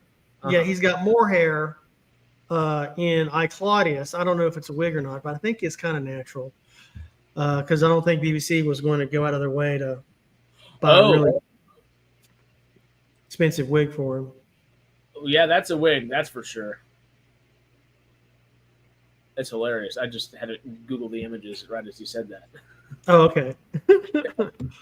I had it set up and I just clicked images and I was like, oh, because it's curly and very Roman. That's interesting. Very Roman. Mm-hmm. Yeah, no, just thinking about some of the best actors both the franchises have had. I mean, obviously, I can name the Star Wars ones easily, but Star Trek, I mean, Nimoy, Shatner. I mean, Shatner is not necessarily like known for the best acting in the world all the time, but he's done a lot of stage stuff and he's done a lot of directing, a lot of interesting things. He is a huge fella in the industry, nonetheless. Yeah, Nimoy, huge all around. Who's the guy that played Khan? What's it? Isn't it Richard? Ricardo Montalban. Not Richard from the Harris. original. Ricardo Montalban. Yes, Ricardo Montalban. Because he was friends with whoever the hell I can't think of, but he also played the grandpa in Spy Kids 3. Right. Mm-hmm. You mentioned Stewart, but not McKellen. Ian McKellen, man. Yeah, well, I was waiting for you to get around. Well, who's the best actor in Lord of the Rings? But you didn't. So, but yeah. Well, we can go Lord of the Rings. Well, there was a. Oh God, what was the name of the? I don't know if I'd go McKellen though. I'd go Christopher Lee first, maybe even Vigo. Well, frankly, Ian McKellen, he's a bit of a youngster compared to Christopher Lee. Oh yeah, he's 15, 18 years younger, right? Yeah. There was. I want to go back to William Shatner just for a bit. There was a TV series that Shatner produced. It was like it was a kind of a dystopian thing where I think there was a disgraced detective, and everyone was trying to control this drug, this psychological digital drug called Tech. Tech? Called Tech. I think it's TEK or something. Okay. Tech War, TEK, WAR, Tech War, start of 94 to 96. And that was really good. And he played like a infrequent role on it.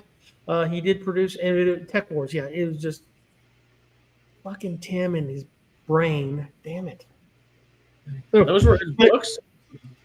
I think they did start out.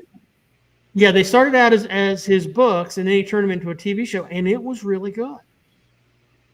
His acting was good, the writing was good. I mean, it was just Tech War, man. It was. It showed that I think to me, his success with Tech War showed me he was not just this one-hit wonder that a lot of people accused him of being. He also showed that he was a very stylized, And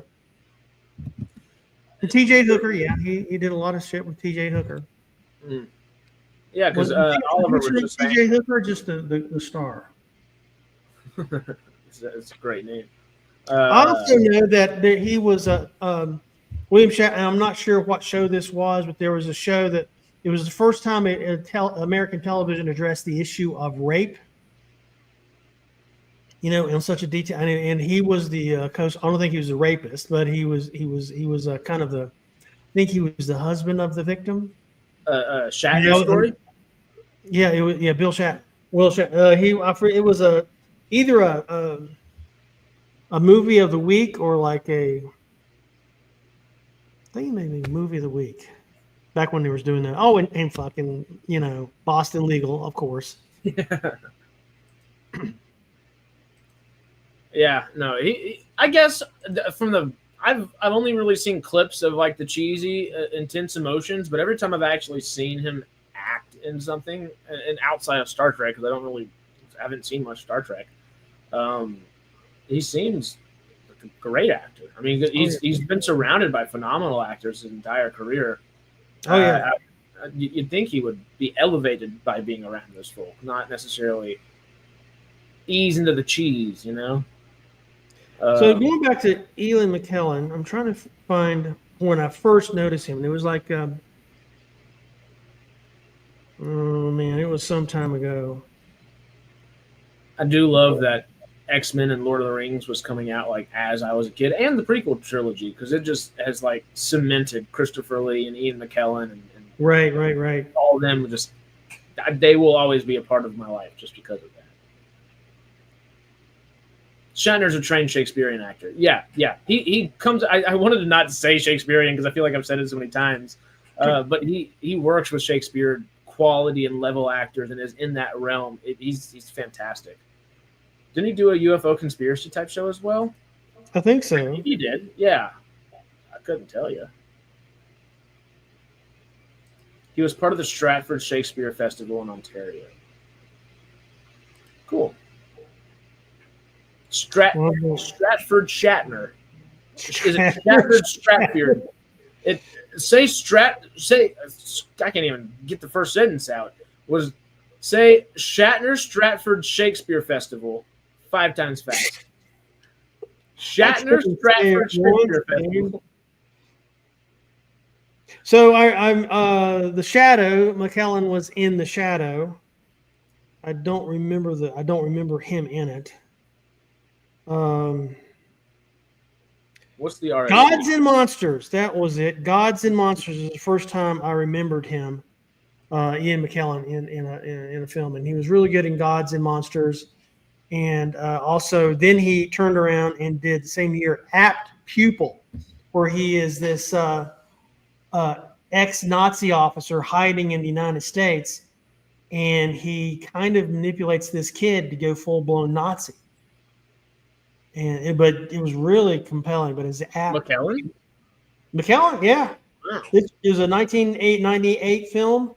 I think Gods and Monsters may have won an Academy Award.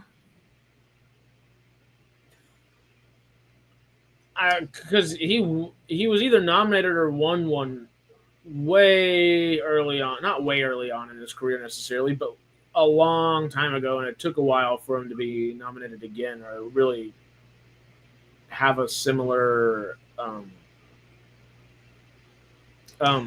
Gods and Monsters won an Academy for Best Writing, Best Actor in a Leading Role, Ian McKellen, and Best Actress in a Supporting Role, Lynn Redgrave. Won an Oscar. Oh. Gods and Monsters was really good. I mean, it was who was the co-star? There was I know it isn't everyone's cup of tea, but Brendan Fraser. Yeah, Brendan Fraser was also in 98. And that's right when he was starting to get his acting chops together. But yeah, Gods and Monsters, excellent movie. Kind of Mummies time period. When did Mummies come before that? A little bit before that, kind of maybe like Encino Man-ish. It was the year prior to the Mummy. Oh, cool. So like 98, 97-ish? 99. Yeah, Mummy came out in 99. Gods and Monsters came out in 98. Cool. But so it's like, that was the, Gods and Monsters was kind of like, I mean, there was Encino Man and some other, stuff that Brendan Fraser had done. But this was like not a comedy. Mm-hmm. Gods and Monsters was not a comedy. Hey, and now he's got an Academy Award too, thankfully. Finally. God, I mean, Whale.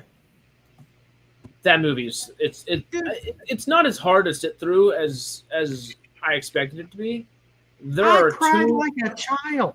There are about 2 or 3 moments though that make it a hard sit through nonetheless. And he nailed it. He just sold it. And it's just I mean the rest of the cast is really good too. I forget the lady that plays his helper, who's also in The Menu with Ray Fiennes. Oh yeah. Phenomenal. And so is the little guy, the kid that is he playing a Mormon or a Jehovah's Witness, whatever the little Christian kid that keeps trying to come to his door and convince him of whatever. He plays Harley Keener in Iron Man 3 and Avengers Endgame. He's that little kid. So great little cast. But Sadie Sink from Stranger Things, she pulls out every gun that Brendan Fraser throws at her and shoots it right back. It's fantastic, both of them. I mean, Whale was just really hard to watch. I cried like a child. That final moment, the final moments of that film. Are you trying to make me cry now? I'm just saying, if you leave with not teary eyes, I don't know, you're a person anymore, because that's just it's so. And I'm so glad that Brendan Fraser is back, because I really missed him as an actor. I mean, he was just really good. Just really good.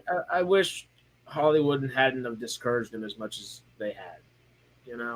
Blacklist him. Why? Why was that ever a good idea? It wasn't. There's a lot of darkness in Hollywood, and unfortunately, a lot of the good people got fed through the.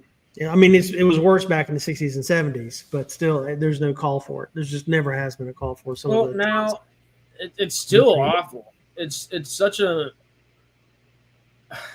I hate even bringing up the point just because, it can hurt my career. They could blacklist you just for anything, but the unionization of Hollywood has destroyed it, because usually unions are there to help people. But in this case, it's become a strict monopoly that you don't work unless you're part of the union. And if you do work, it's not going to be in a meaningful way. And it's going to be in a way where, you might be that background extra that you accidentally signed something. Sure, you get $180 for a day, and you're like, yeah, I can go eat for the next couple of days. That's what they're looking for. But now you just signed your face away in perpetuity, and the studio owns you, and you had no idea because it was just baked into page 15 of your contract you signed. You don't have some agent to scour through that for you. When I was an agent when I was an extra in North Carolina, a 15-page contract, dude. I got a 1-pager that says, "Show up here. You'll get the money at the end of the day, and you don't. This is the wardrobe you have to bring." Yeah. It's still like that. Now, a non-union state, so I mean, it was a 1-pager. Well, now those contracts are huge just because they have to go through all the OSHA stuff. I mean, it's like OSHA, and then everything is just like you bake all of it into a big contract. And you just sign it real quick, for better or for worse. But Fraser's so good. I'm so happy he's back. Let's not scare him out of Hollywood again, or scare anybody else out of Hollywood. Let's just He's got an Oscar, so now he's got like fuck you status. Well, kind of, sort of. He's got it to a degree. They can still say no all day long. Like, and I hope it doesn't happen to him. I hope he has some passion projects he wants to tell. But I mean, just Mahershala Ali. The second he got his second Oscar, he's like, you know what? I have some saying power. Mm-hmm. Hey, Marvel, I want to be Blade. Let me be Blade. And they're like, oh, hell yeah, for sure. Two-time Oscar winner. Yes, please. And then 6 years later, here we are. Yeah. And we may have some updates for that kind of stuff in this coming week on Side Trek Daily, so y'all keep your eyes out there. This is the breaking stuff going down about Blade, right? Yep, Blade, maybe a little GAMBIT, and maybe a couple other things. Maybe. I might be onto something here. Also, howdy, Peter. Howdy again. Or have you not been? Were you in the first one not here? I don't know. It's been an hour and a half, 2 hours now. I don't know what time it is. We've been in here for. We don't know what's going on. I guess it's been 2.5-ish now. Oof. Oh, we're. I think. Are we heading into 3 hours? I think we are. Because the first one was a little over an hour. I don't know if it was like an hour 5, hour 10, or 15. 10:15, 11:15, 12:15. So yeah, 1:15 will be in 5 minutes. Will be 3 hours. Yep, 12:15. My ass is hurting. Well, now we're just hanging out. So now we're just hanging out. We can call it a day anytime we feel like it. Well, let's see. Go over what let's go over what we watched this last week, and then let's do that, and then we'll wind it up, and then we should be at the 4-hour mark. Yeah. No, honestly though, yeah. What I've watched, I did at the very, very beginning of the week. I guess no, it was 2 weeks ago, but I haven't talked about it because we were so busy just thinking about the SG1 charity streams and all that kind of stuff. Right. I did finally finish Rings of Power episodes 9 and 10, which was obvious when I was poo-pooing on their pacing earlier. Like, you have such cool stuff. Just show it to us. Show us the cool stuff, please. Like, come on. But anyway, caught up on that. I finally I was like a week behind on the Penguin, week and a half behind on the Penguin, and same thing with Tulsa King. So I caught up on both of those, which finales are tonight, which is great. I still need to watch Lioness, the other Taylor Sheridan show that has the first 3 episodes out already. But I'm not going to hold off on that. I just am going to prioritize Yellowstone Season 5 Part 2 that airs tonight, the first bits of that. Does it start tonight? Because I went back to see it. It's okay. That's and I just couldn't find it. It's going to be a lot. It's going to be interesting. I'm so intrigued what they're going to do with the lack of Kevin Costner.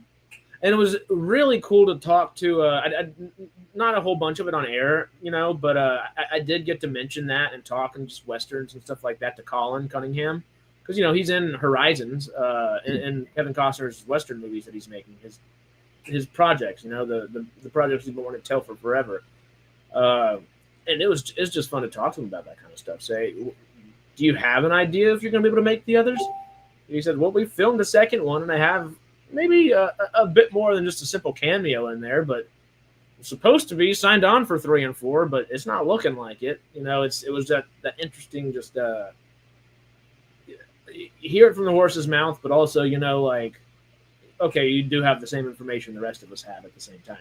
Even though you have Kevin Costner's phone number, you still have the same information the rest of us do most of the time, kind of not a awakening or something like that, but it's like, oh yeah, okay, just a reminder that all our actors are normal folk at the same time. They're not some pedestal sitting perfect thing that knows whatever, they're human beings. So the thing that I started rewatching, I'm just re-binging an older show called Terra Nova. Ooh, have you seen this? I have not, but literally my semi-roommate in the next room over there that is watching us on our living room screen is obsessed with dinosaurs and loves Terra Nova. Yeah, I think I'm about halfway through the first season, the only season.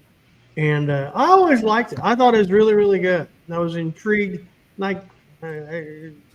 Screw the spoilers, but I was really intrigued with the relationship of the constable and the broken relationship with his son. And the whole idea of going back in a parallel universe of Earth's time to restart human civilization because we screwed this world up so much.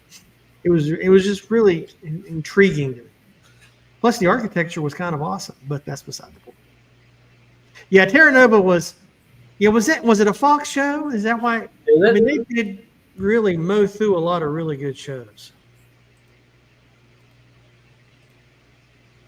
Yeah, no, hey, if they got architecture in there, that's just one of those things.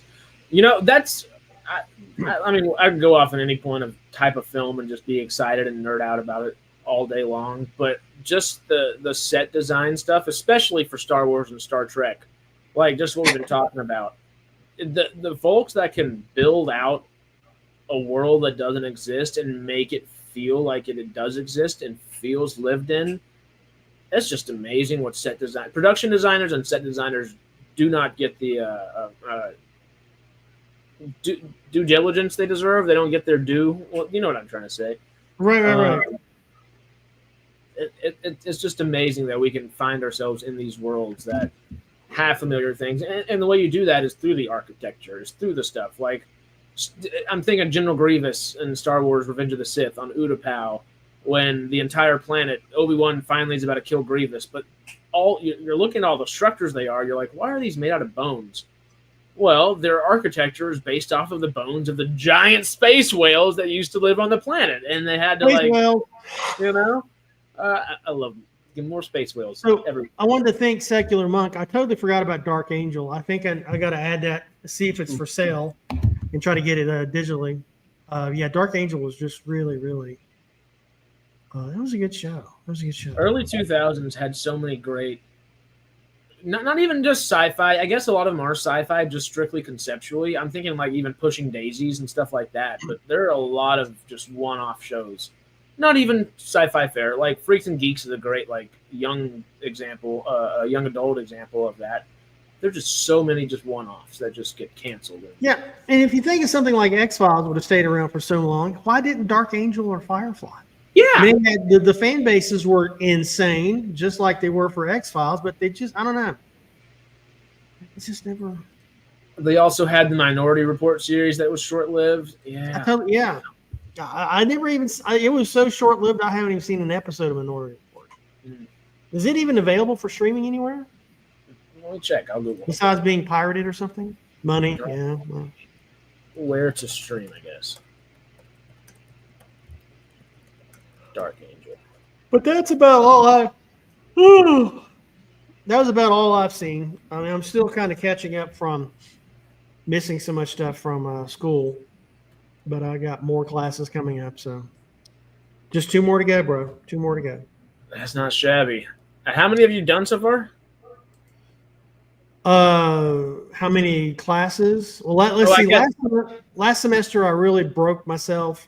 I took full-time classes and working full-time with, dude, it was brutal. It was like 14 hours, 17 hours? What are we talking? It was last semester was 12 hours. It was 40 hours a week working, 12 hours a week, 12 semester hours.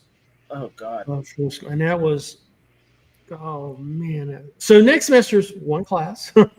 Okay. Next semester that 1 class, and then I'm done. Oh, that's I not don't bad. know what I was Is it thinking. a 3-hour class or a 2? Huh? Is it a 2 or 3 hour? What Class. is the classes were all 3 semester hours. Oh, cool. Okay. They are the 3. Okay. Yeah. And it was the boring shit, like project management.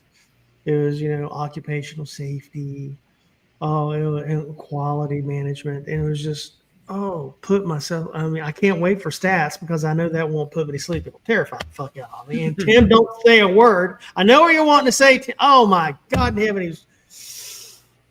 Calculus-based stats suck. Worst class ever.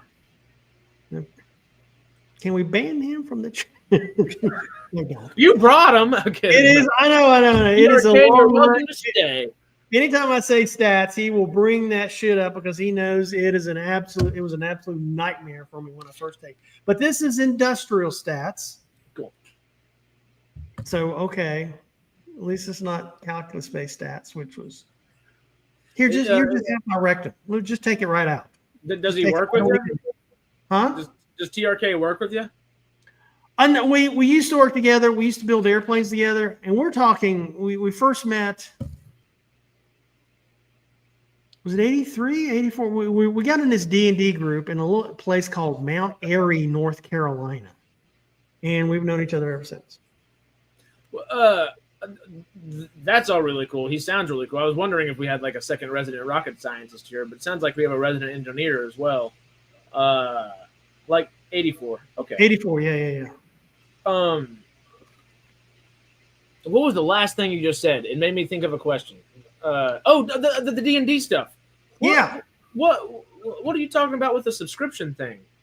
Well, Dungeons and Dragons, Hasbro, Wizards of the Coast, is trying to move Dungeons and Dragons to a subscription-based model. Because right now, guys buy, the books off of eBay or whatever, or they just download it or whatnot, and they just play, edition 1 or edition 5 or whatever, third edition, and then they just play. They don't have to give any more. They settle on whatever edition they want to play for the game, and they never have to give Hasbro any more money. Well, Hasbro has been has been very aggressive about owning everything, and they there for a while. They kind of had a quasi open source, Creative Commons kind of licensing for, role playing, and then they no longer supported that. And so they've moved to a model that is subscription based. The rules are always changing, and you have to have the subscription to get the latest whatever. And I think the community is just dead sick of everything. And so Tim and I were coming up with an open source model. It's a completely different style of play, easier to get into, but just as entertaining or more so. So that's what Tavern Rejects are. Okay. Well, who you should talk to that about. Greg. Huh? I said, who you should talk to that about. Greg. Greg, I know. I want to talk to Greg about it once I get, more of the stupid ideas out of the system. I don't want to waste his time. But yeah, it's we've talked about Tim and I have talked about doing games or just some sort of streaming video to kind of kick off the concept of what it is and solicit community opinion about it. Well, let us know, because we'll advertise that like nobody's coming, like the cow's coming home. You know what I'm trying to say. But it's just because it's become so convoluted, and it seems like Hasbro wants to change the rules of D&D to make it more of a video game. Real quick pace, big, huge, no one loses. There's no, it's like playing Warcraft through a starter zone. You're never going to die, almost. It's just kind of disappointing, at least to old schoolers like Tim and I. It was Tavern what again? Tavern Rejects. Tavern Rejects. That's right. Okay. Tavern Rejects. Yeah, I've got it as under my screen. See, there it is. Tavern Rejects. Oh, I see. Okay, that's gonna be really cool. Yeah, Greg, whenever y'all have stuff laid out and everything, I mean, he's a professional dungeon master by trade. He has many trades that he is by trade of, but he's also a dungeon master by trade. That entire big bookshelf to his side is all kinds of cool stuff. Oh, I noticed. One behind him is just D&D though. Yeah. It's insane. But it's so cool. But Wizards of the Coast has me locked by the balls too. You're so screwed, dude. Oh my God, you're so screwed. They got me. I didn't think they'd ever get me, but they got me. I started out with Magic the Gathering, and it became so cumbersome keeping up with all the cards and everything that I started playing Hearthstone, from Blizzard, and it was much more enjoyable because everything was digital, everything was online. I could play by myself on my tablet, play the computer, and it was just, I don't know, it was just become more manageable because I got to the point in my life where I had to stop collecting shit. I mean, I'm worried about that right now, just with all the Magic stuff. Yeah. I mean, I move around a lot because of my job. And the last, a couple of times back, I had a full container full of just books. And so when I moved to Mojave, I said, because I stopped books for soldiers, kind of stopped, slowed down. The wars were over. There's nobody sent books to, and they started accumulating again.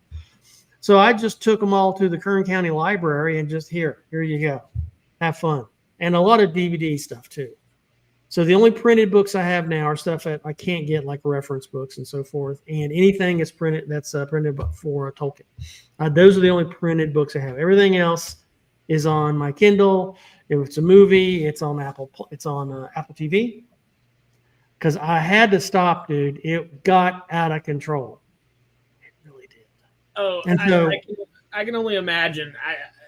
You're just as much of a bookie, if not more, than me. And my entire staircase up to my room I've helped move them from both sides of the staircase to now just one side. But now the books are all on one side. So I have my library at the top of the staircase right before you just walk in the door to my room.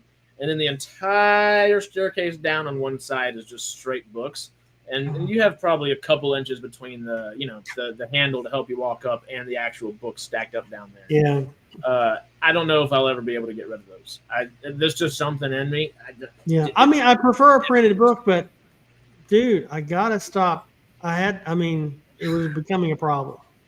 I feel like if I throw away a book, I feel like I'm contributing to Fahrenheit 451. I don't know what it is in my brain, but I'm just like, I can't do that. Not books. Even if I will never read the book again or disliked it or what, like it's a book. I know. So anyway, that was about all I watched this year. This last week was Terra Nova. I got to go check out the Penguin, and check out the new episodes of Yellowstone. Oh, I'm hoping we're going to love that. But you will love the Penguin as well. And the finale's tonight at 6 p.m. or 8 p.m. your time, so you'll be able to just I guess 7 p.m. your time. But you'll have plenty of catching up to do, and you'll have the whole series to watch, which will be good. Cool beans. Before we jump out, just because we mentioned it real quick, and because we got on it, I'm keeping this a secret from one of our card playing buddies. He does not know I have these decks yet because I went ahead and got the bundle. So we had to not tell Greg because Greg's really good friends with him, and he will let him know.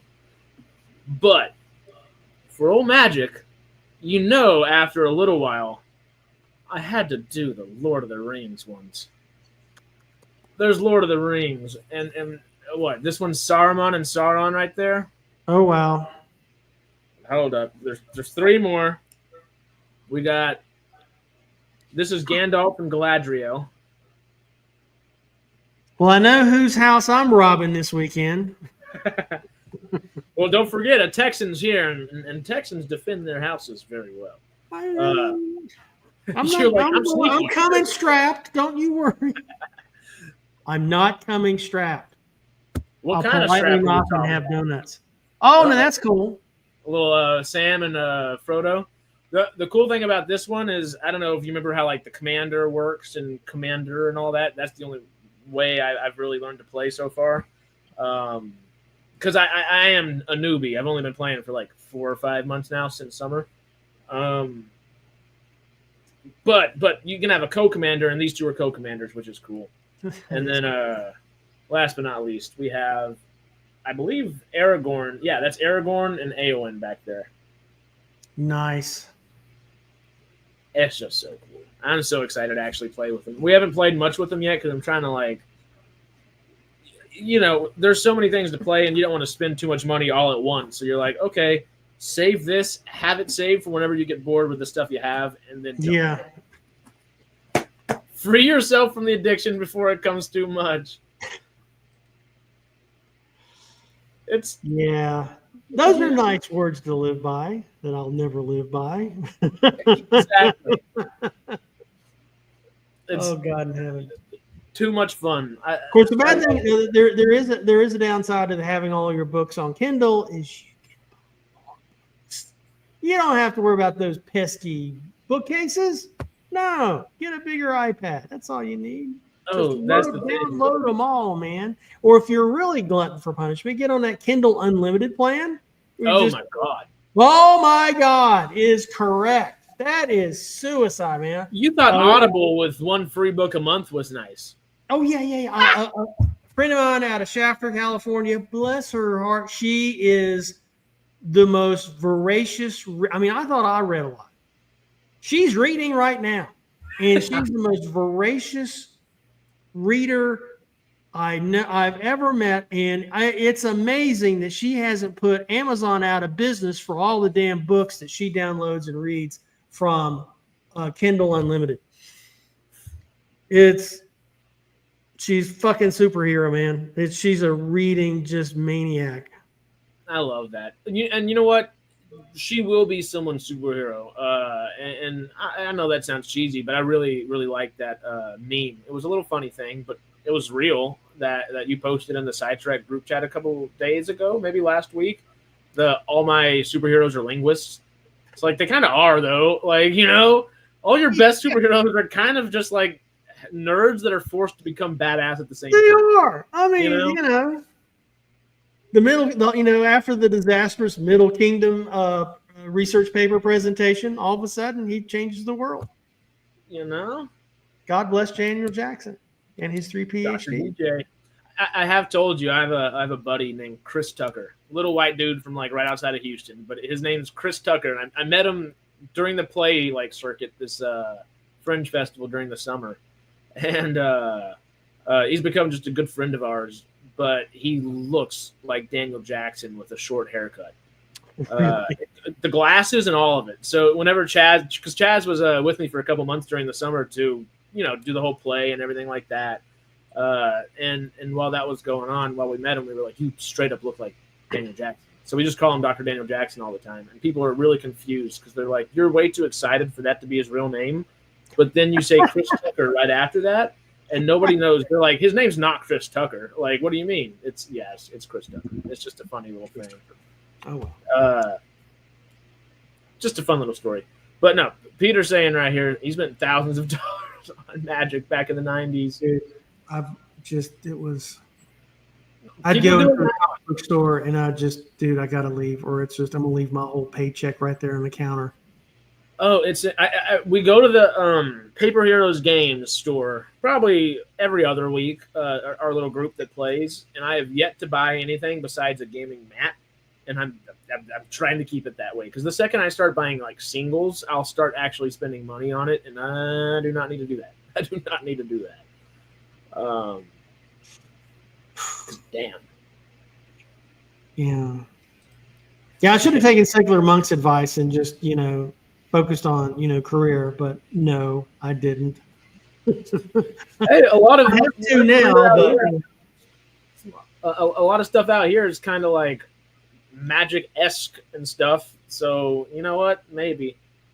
And going back to Secular Monk's idea, focus on career, because as soon as this gets over, I've got to eat lunch and then I'm on Warcraft. So so much for my love for you, Harris. I've got to get my Warcraft in. I have fought because I was in school. I fell in rankings on Warcraft for pet battles from 2nd to 5th place on the server. I'm in an embarrassing 5th place on the server, and I have got to get my mojo going because it's just an embarrassment. I've been humiliated. Probably some 12-year-old in Taiwan. I have one huge question. Yeah. There's only one right answer, and the only way that you can answer correctly and it not be a right answer is if you've had your username for like a decade or two. But I'm really hoping your username is Danny Gandalf. No. No. Gandalf DeVito? No. You came up with this, man. That should be, my main character in Warcraft is Sporknak. Sporknak, and that came from a cartoon I used to draw during the Bush administration. He was an alien that was in control by this woman in a trailer park via a Ouija board. So it's Dick Cheney as an orc. I was kidding. Redacted Dick Cheney, yes. Tell me you're an addict without telling me you are one. He's so mean. All right, dude, I got to run. I really do. Let's call it. We are 1 minute or 1 minute. We're 1 hour, 57 minutes into it. Yeah, but that's not counting the other hour, whatever. Anyway. Yeah, that's just this individual. We're 310, 315 into it. We talked for another 15 after we thought we would. We can talk for another 2 hours, and you damn well know it. If we start bringing up actual science, we're screwed. So we'll save that for when we can actually, meet in person and have some of these conversations. Because we've gotten close a couple times, but I'm really excited. Greg is speaking of the devil a couple times now. He has a couple big Fallout videos that would be really fun to do next year, and might require some in-person things. So we might see if we can do some American side meet and greets, not meet and greets, but like side trek stuff next year. Yeah, might have a couple fun trips. Tomorrow, next year is going to be really problematic for me because they're moving me to Phoenix, and we got to get the new spaceship built and up and flight. They're moving you again. But yes, so I have to go to Phoenix for 2025 and maybe a little bit of 2026, and then I'll come back. I'll follow the spaceship back from the factory that's in Phoenix back to Las Cruces for the flight testing. So you're not going to be there for long. They have you there for a few months. They're putting me up in an Airbnb or something. Okay, cool. Well, and I get per diem and the whole 9 yards, and I mean it's just. Working in aerospace is like being in the Army. You kind of get redeployed a lot depending on where everything's going on. Okay, that makes sense. Yeah, that's a lot of moving. And I haven't lived in Arizona yet, and I work 4 days a week, and I get to go to the Grand Canyon all I want. So, I mean, what's the downside? That's when Jamie needs to come hang out for a little bit with that Grand Canyon talk. Because he keeps threatening to come visit me, and every time he threatens it, I move. I mean, so this is the third state I've lived in working for Virgin Galactic. But space is not easy. Do you know when they'll move you? January, I believe. Oh, January. Oh, wow. Yeah, I mean, I've got to sign the contract. I guess next week after next. I think I can't remember. Everything's been so up in the air, but. Yeah, a bunch of us, but not just me. There is a whole big, bunch that is going from Las Cruces to Phoenix for about a year. They say it's no more than a year, but that may be too aggressive of a timeline. We may come back, at the end of 9 months and then go back for another 3-month deployment. I don't know. Yeah, that'll be wild. The baby's keep us posted because we might. If you have a 4-day work week and have a couple of days, of course. Hopefully the semester is not as difficult at that point, but maybe some of these things because Greg has a hike that he wants to do. A couple things in the lower part of Nevada, which might not be hard to get to. Well, I tell you, I mean, I think there's a lot of possibilities. I mean, I've only got 2 classes left, and I should be done by summer. But I would highly caution you for hiking in Arizona in the summer. Oh, in a big way, yeah. I mean, there were people dying left and right in the Grand Canyon this past year. Now, last time I went, it was December, and it was still excruciating. I mean, the hike down, I made it to the Ooh-Ah Point. And came back up, and it was just a really steep hike. We met a couple of guys that did rim to rim. They'd start on the north rim, and they'd walk all the way down, cross to Colorado, and then walked all the way up the south rim. And they looked damn tired. And this was not a hot day. If you are really taking your life in your hands, you do that on a hot day. I mean, when you're hiking out here in the desert during the summer, do always take hydration very seriously and just don't hike at all. I mean, it is literally deadly. And then there was this guy that rode his motorcycle into Death Valley one day when it was 120 degrees, died. Yeah, I mean, what else do you expect? Like, I mean, like I went. It was 116 degrees. I went to Death Valley. And we plotted and planned, and okay, we can get out of the car. I had a table written down. We get out of the car, and it's this degree. We have this many minutes to be outside. So we went down to the lowest point in North America, there in Death Valley, Badwater Basin, and we had, okay, we can walk 10 minutes out, and then we have to be back in the car 10 minutes back, and then we have to immediately hydrate. So we had 12 pack of Gatorades, got back in the car, and there's air conditioning, and it was, that's how brutal the temperature is and how quickly. It was 116 degrees. That was the ambient air temperature. But down near the salt pan, down near the ground, I got third-degree burns on my ankles because the heat was much, much higher that low to the ground. I literally skin burns. Not sunburn, just thermal burns like I touched the eye on the stove or something.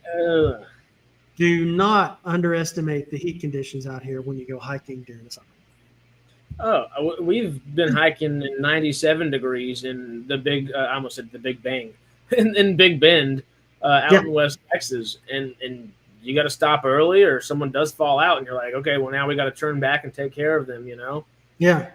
Death Valley, I haven't been to yet, but I can only imagine. That's not something to even think about playing around with. You better now if they're in the dead of winter, it's 95 degrees. How does that happen? But anyway, always practice good hydration techniques when you're out hiking, regardless of the season. And just if it's hot, don't do it. Yeah. Watch TV. Watch us here on YouTube. Which I'm excited. I am not Death Valley, but we're going to Yosemite. My family and I for the first time this Thanksgiving. I'm pumped. You're going to Yosemite this Thanksgiving? Mm-hmm.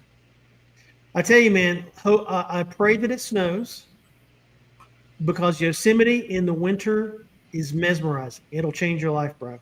It'll change your life. I will be bringing my fancy camera. What kind of camera you got? A Sony Alpha 9. Oh. So to recover from the election results, I did some retail. Oh. Hang on a second, Dirk. I barely know how to use it, so I need you to come out here and help me help teach me. Well, then I'm going to be on for another hour. So I did some retail therapy this week to recover from all the election bullshit. At least people stopped calling. So I bought this. It's a Nikon Z8 with a 28 millimeter to 400 millimeter zoom lens. Yeah, I've got it on my Tumblr. 28 to 400. 28 millimeter to 400. So like true wide. It's not 16, but still 28 is true wide to telephoto. It was extreme retail therapy this weekend. I don't want to ask. I don't want to ask how much. I just want to bask in its glory. Like I don't need to cry again today. But so I'm going to back to California for Thanksgiving, and I wanted to make sure that I had I used to have really nice cameras, and then had to sell them, divorce, whatever, gave them away. So I wanted a really nice camera, and I felt so limited by my iPhone camera. Now the iPhone camera is top notch. It is really, really good. All these smartphone cameras are really, really good. But I wanted something a little bit more professional because the bokeh I was just completely missing out on unless you have to pre-program it. It doesn't always work on an iPhone, and it's just trying to get the focus and then trying to get the lighting to the. It's just the things I'm wanting to do. I really can't do. And if you go to my Tumblr page, which is stormbear.tumblr.com, you can see some images I was playing with, like comparing. It was like the first shots I took with the Nikon was out my back door, and it's not that great, but it shows you some of the Oregon mountains. And I did a reference shot of my phone at maximum zoom, and then I show the comparison of the Nikon Z8 with this all the way out. And so when you get a chance, it's stormbear.tumblr.com. I don't think I've posted. It's on my blog there. I'm gonna just go ahead and type it in. Yeah, go ahead. So I was also doing I was demonstrating a little Ansel Adams trick that he used to use. because a lot of times when you use an iPhone and try to do black and white photography, it just turns it into monochrome. It doesn't really do the depth. This is right? Yeah. Stormy Williams. Yeah, let's see. Scroll down some more. Lot more. Oh, here we go. Yeah. So that's the first image was the so that's the iPhone image, and it's really, if you zoom in, it's really grainy. And so the next image is the Nikon image. Wow. The detail. I mean, it's a 45 megapixel image. It's insane. And so the next couple frames is a trick that Ansel Adams used to use to get his really just brilliant monochrome. So he would always use a red filter. So here it is on Nikon with a Tiffin red filter. And then when you put it in the Lightroom and then extract the color, the fourth image is what you get. That's the Ansel Adams. Like you said, not too fucking shabby. What? No way. So hang on one more second. I got one more thing to show you. Oh, wow. So Harris, you mentioned you really didn't know how to use it. So I've got a book for you that you can get on eBay, I'm sure, and I bought this used for like $6. National Geographic Photography Field Guide by Burian and Caputo. It is, it covers a little bit about film cameras, a little bit about digital, but what it really gets to is aperture, light, depth of field, all the technical aspects of how to just take a blowout photo, Oh, that'd be really nice. And it's about 350 pages, and you can get it. I know you can get it used off of eBay for like nothing. Well, they have a bunch of different PDFs right here the second I search it, which is kind of nice. Oh, well, there may be PDFs. I mean, I just, And the thing I like about this, so I can put it in my camera bag and I can take it with me down into the canyons or wherever, and then just, Oh, yeah. And they're all Robert Caputo, so they got to be. Oh, okay. All right. Same office, same shit. Yeah. So it's just a really, it's just a really good kind of, it really does explain well the techniques of photography that a lot of people use and the tools available on your camera. And there's a lot of tools on your camera, especially the Sony Alpha series. Mm-hmm. You said you got the 9, was that it? Yeah. Mm-hmm. A9. That's a selfie camera. It was really, it's the wide angle for the Colin Cunningham interview. So Right. Which wasn't perfect. I needed a better lens for it because just in the theater itself, there was a play going on that week that was like, what the Constitution means to me, and it was like a little like just a play, right. That was going on there. So we had like the preamble on one side of the wall and a bunch of like Constitution stuff on the other side of the wall, and we were just trying to make it all perfect for the three of us or the two of us there. But yeah, no, that's.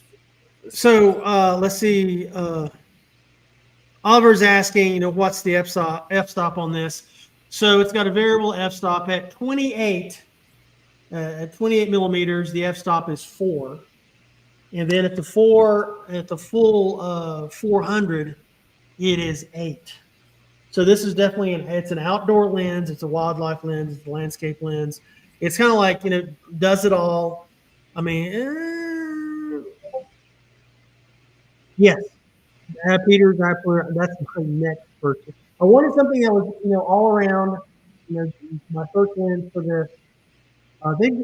Nikon has this nocturnal lens. It's a 0.95 f-stop.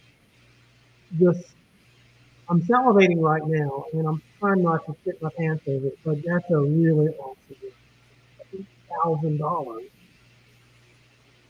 I'll probably get. They all are. Everything. It starts with 4 digits if it's that fun. Yeah. So see, now I'm into the game of buying filters, used Konkin and Tiffin filters off of eBay. Yeah. Woo! Yeah. So new lens or car note? New lens or 40 million Magic the Gathering cards. Which should I do? I know which one I'm choosing. And I'm running. I'm kidding. All right, dude. I got to really go now. It's just I got to go eat and. Me as well. Time to get the day moving and a grooving. Outside of the Star Trek Star Wars. Have fun at Yosemite, man. Hey, I bring will. chains.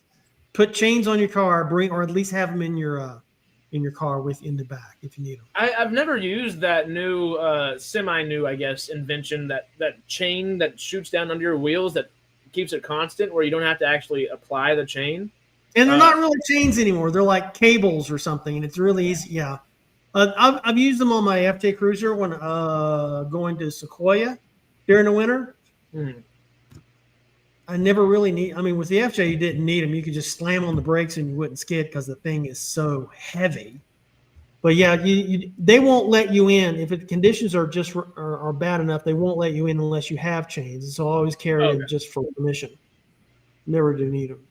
Oh, dude, yeah. I used to do Oliver. I used to do shoot films, and the Zeiss lenses, man. Oh God, I used to have an air reflex, and I had the whole kit, and it was so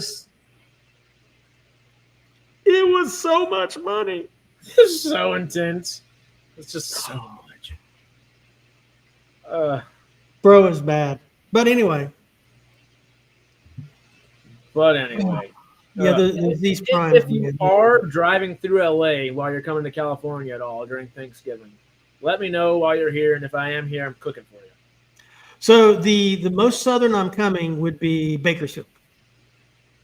So I've got to stop at Mojave, then cross to Tehachapi to Bakersfield, and then it's north from there. I'm going to Monterey, and then to Pinnacles National Park, then around San Francisco to John Muir Woods, and then up to Redwood National Park, and then over to Lassen, and then back down to Bakersfield.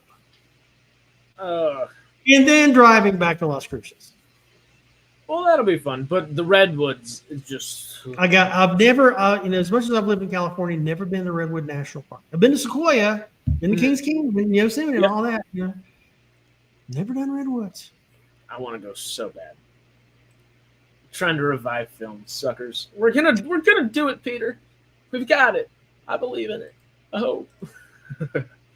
But once again, we'll go ahead and end it. We're 2 hours and 15 minutes, 30 seconds from by the end of this little spiel and saying it. That's gonna be about 3 hours 30, all said and done. Thank you for hanging. And if we're on here any longer, Jay's going to come back in. Yeah, he's gonna be like, "What are y'all doing?"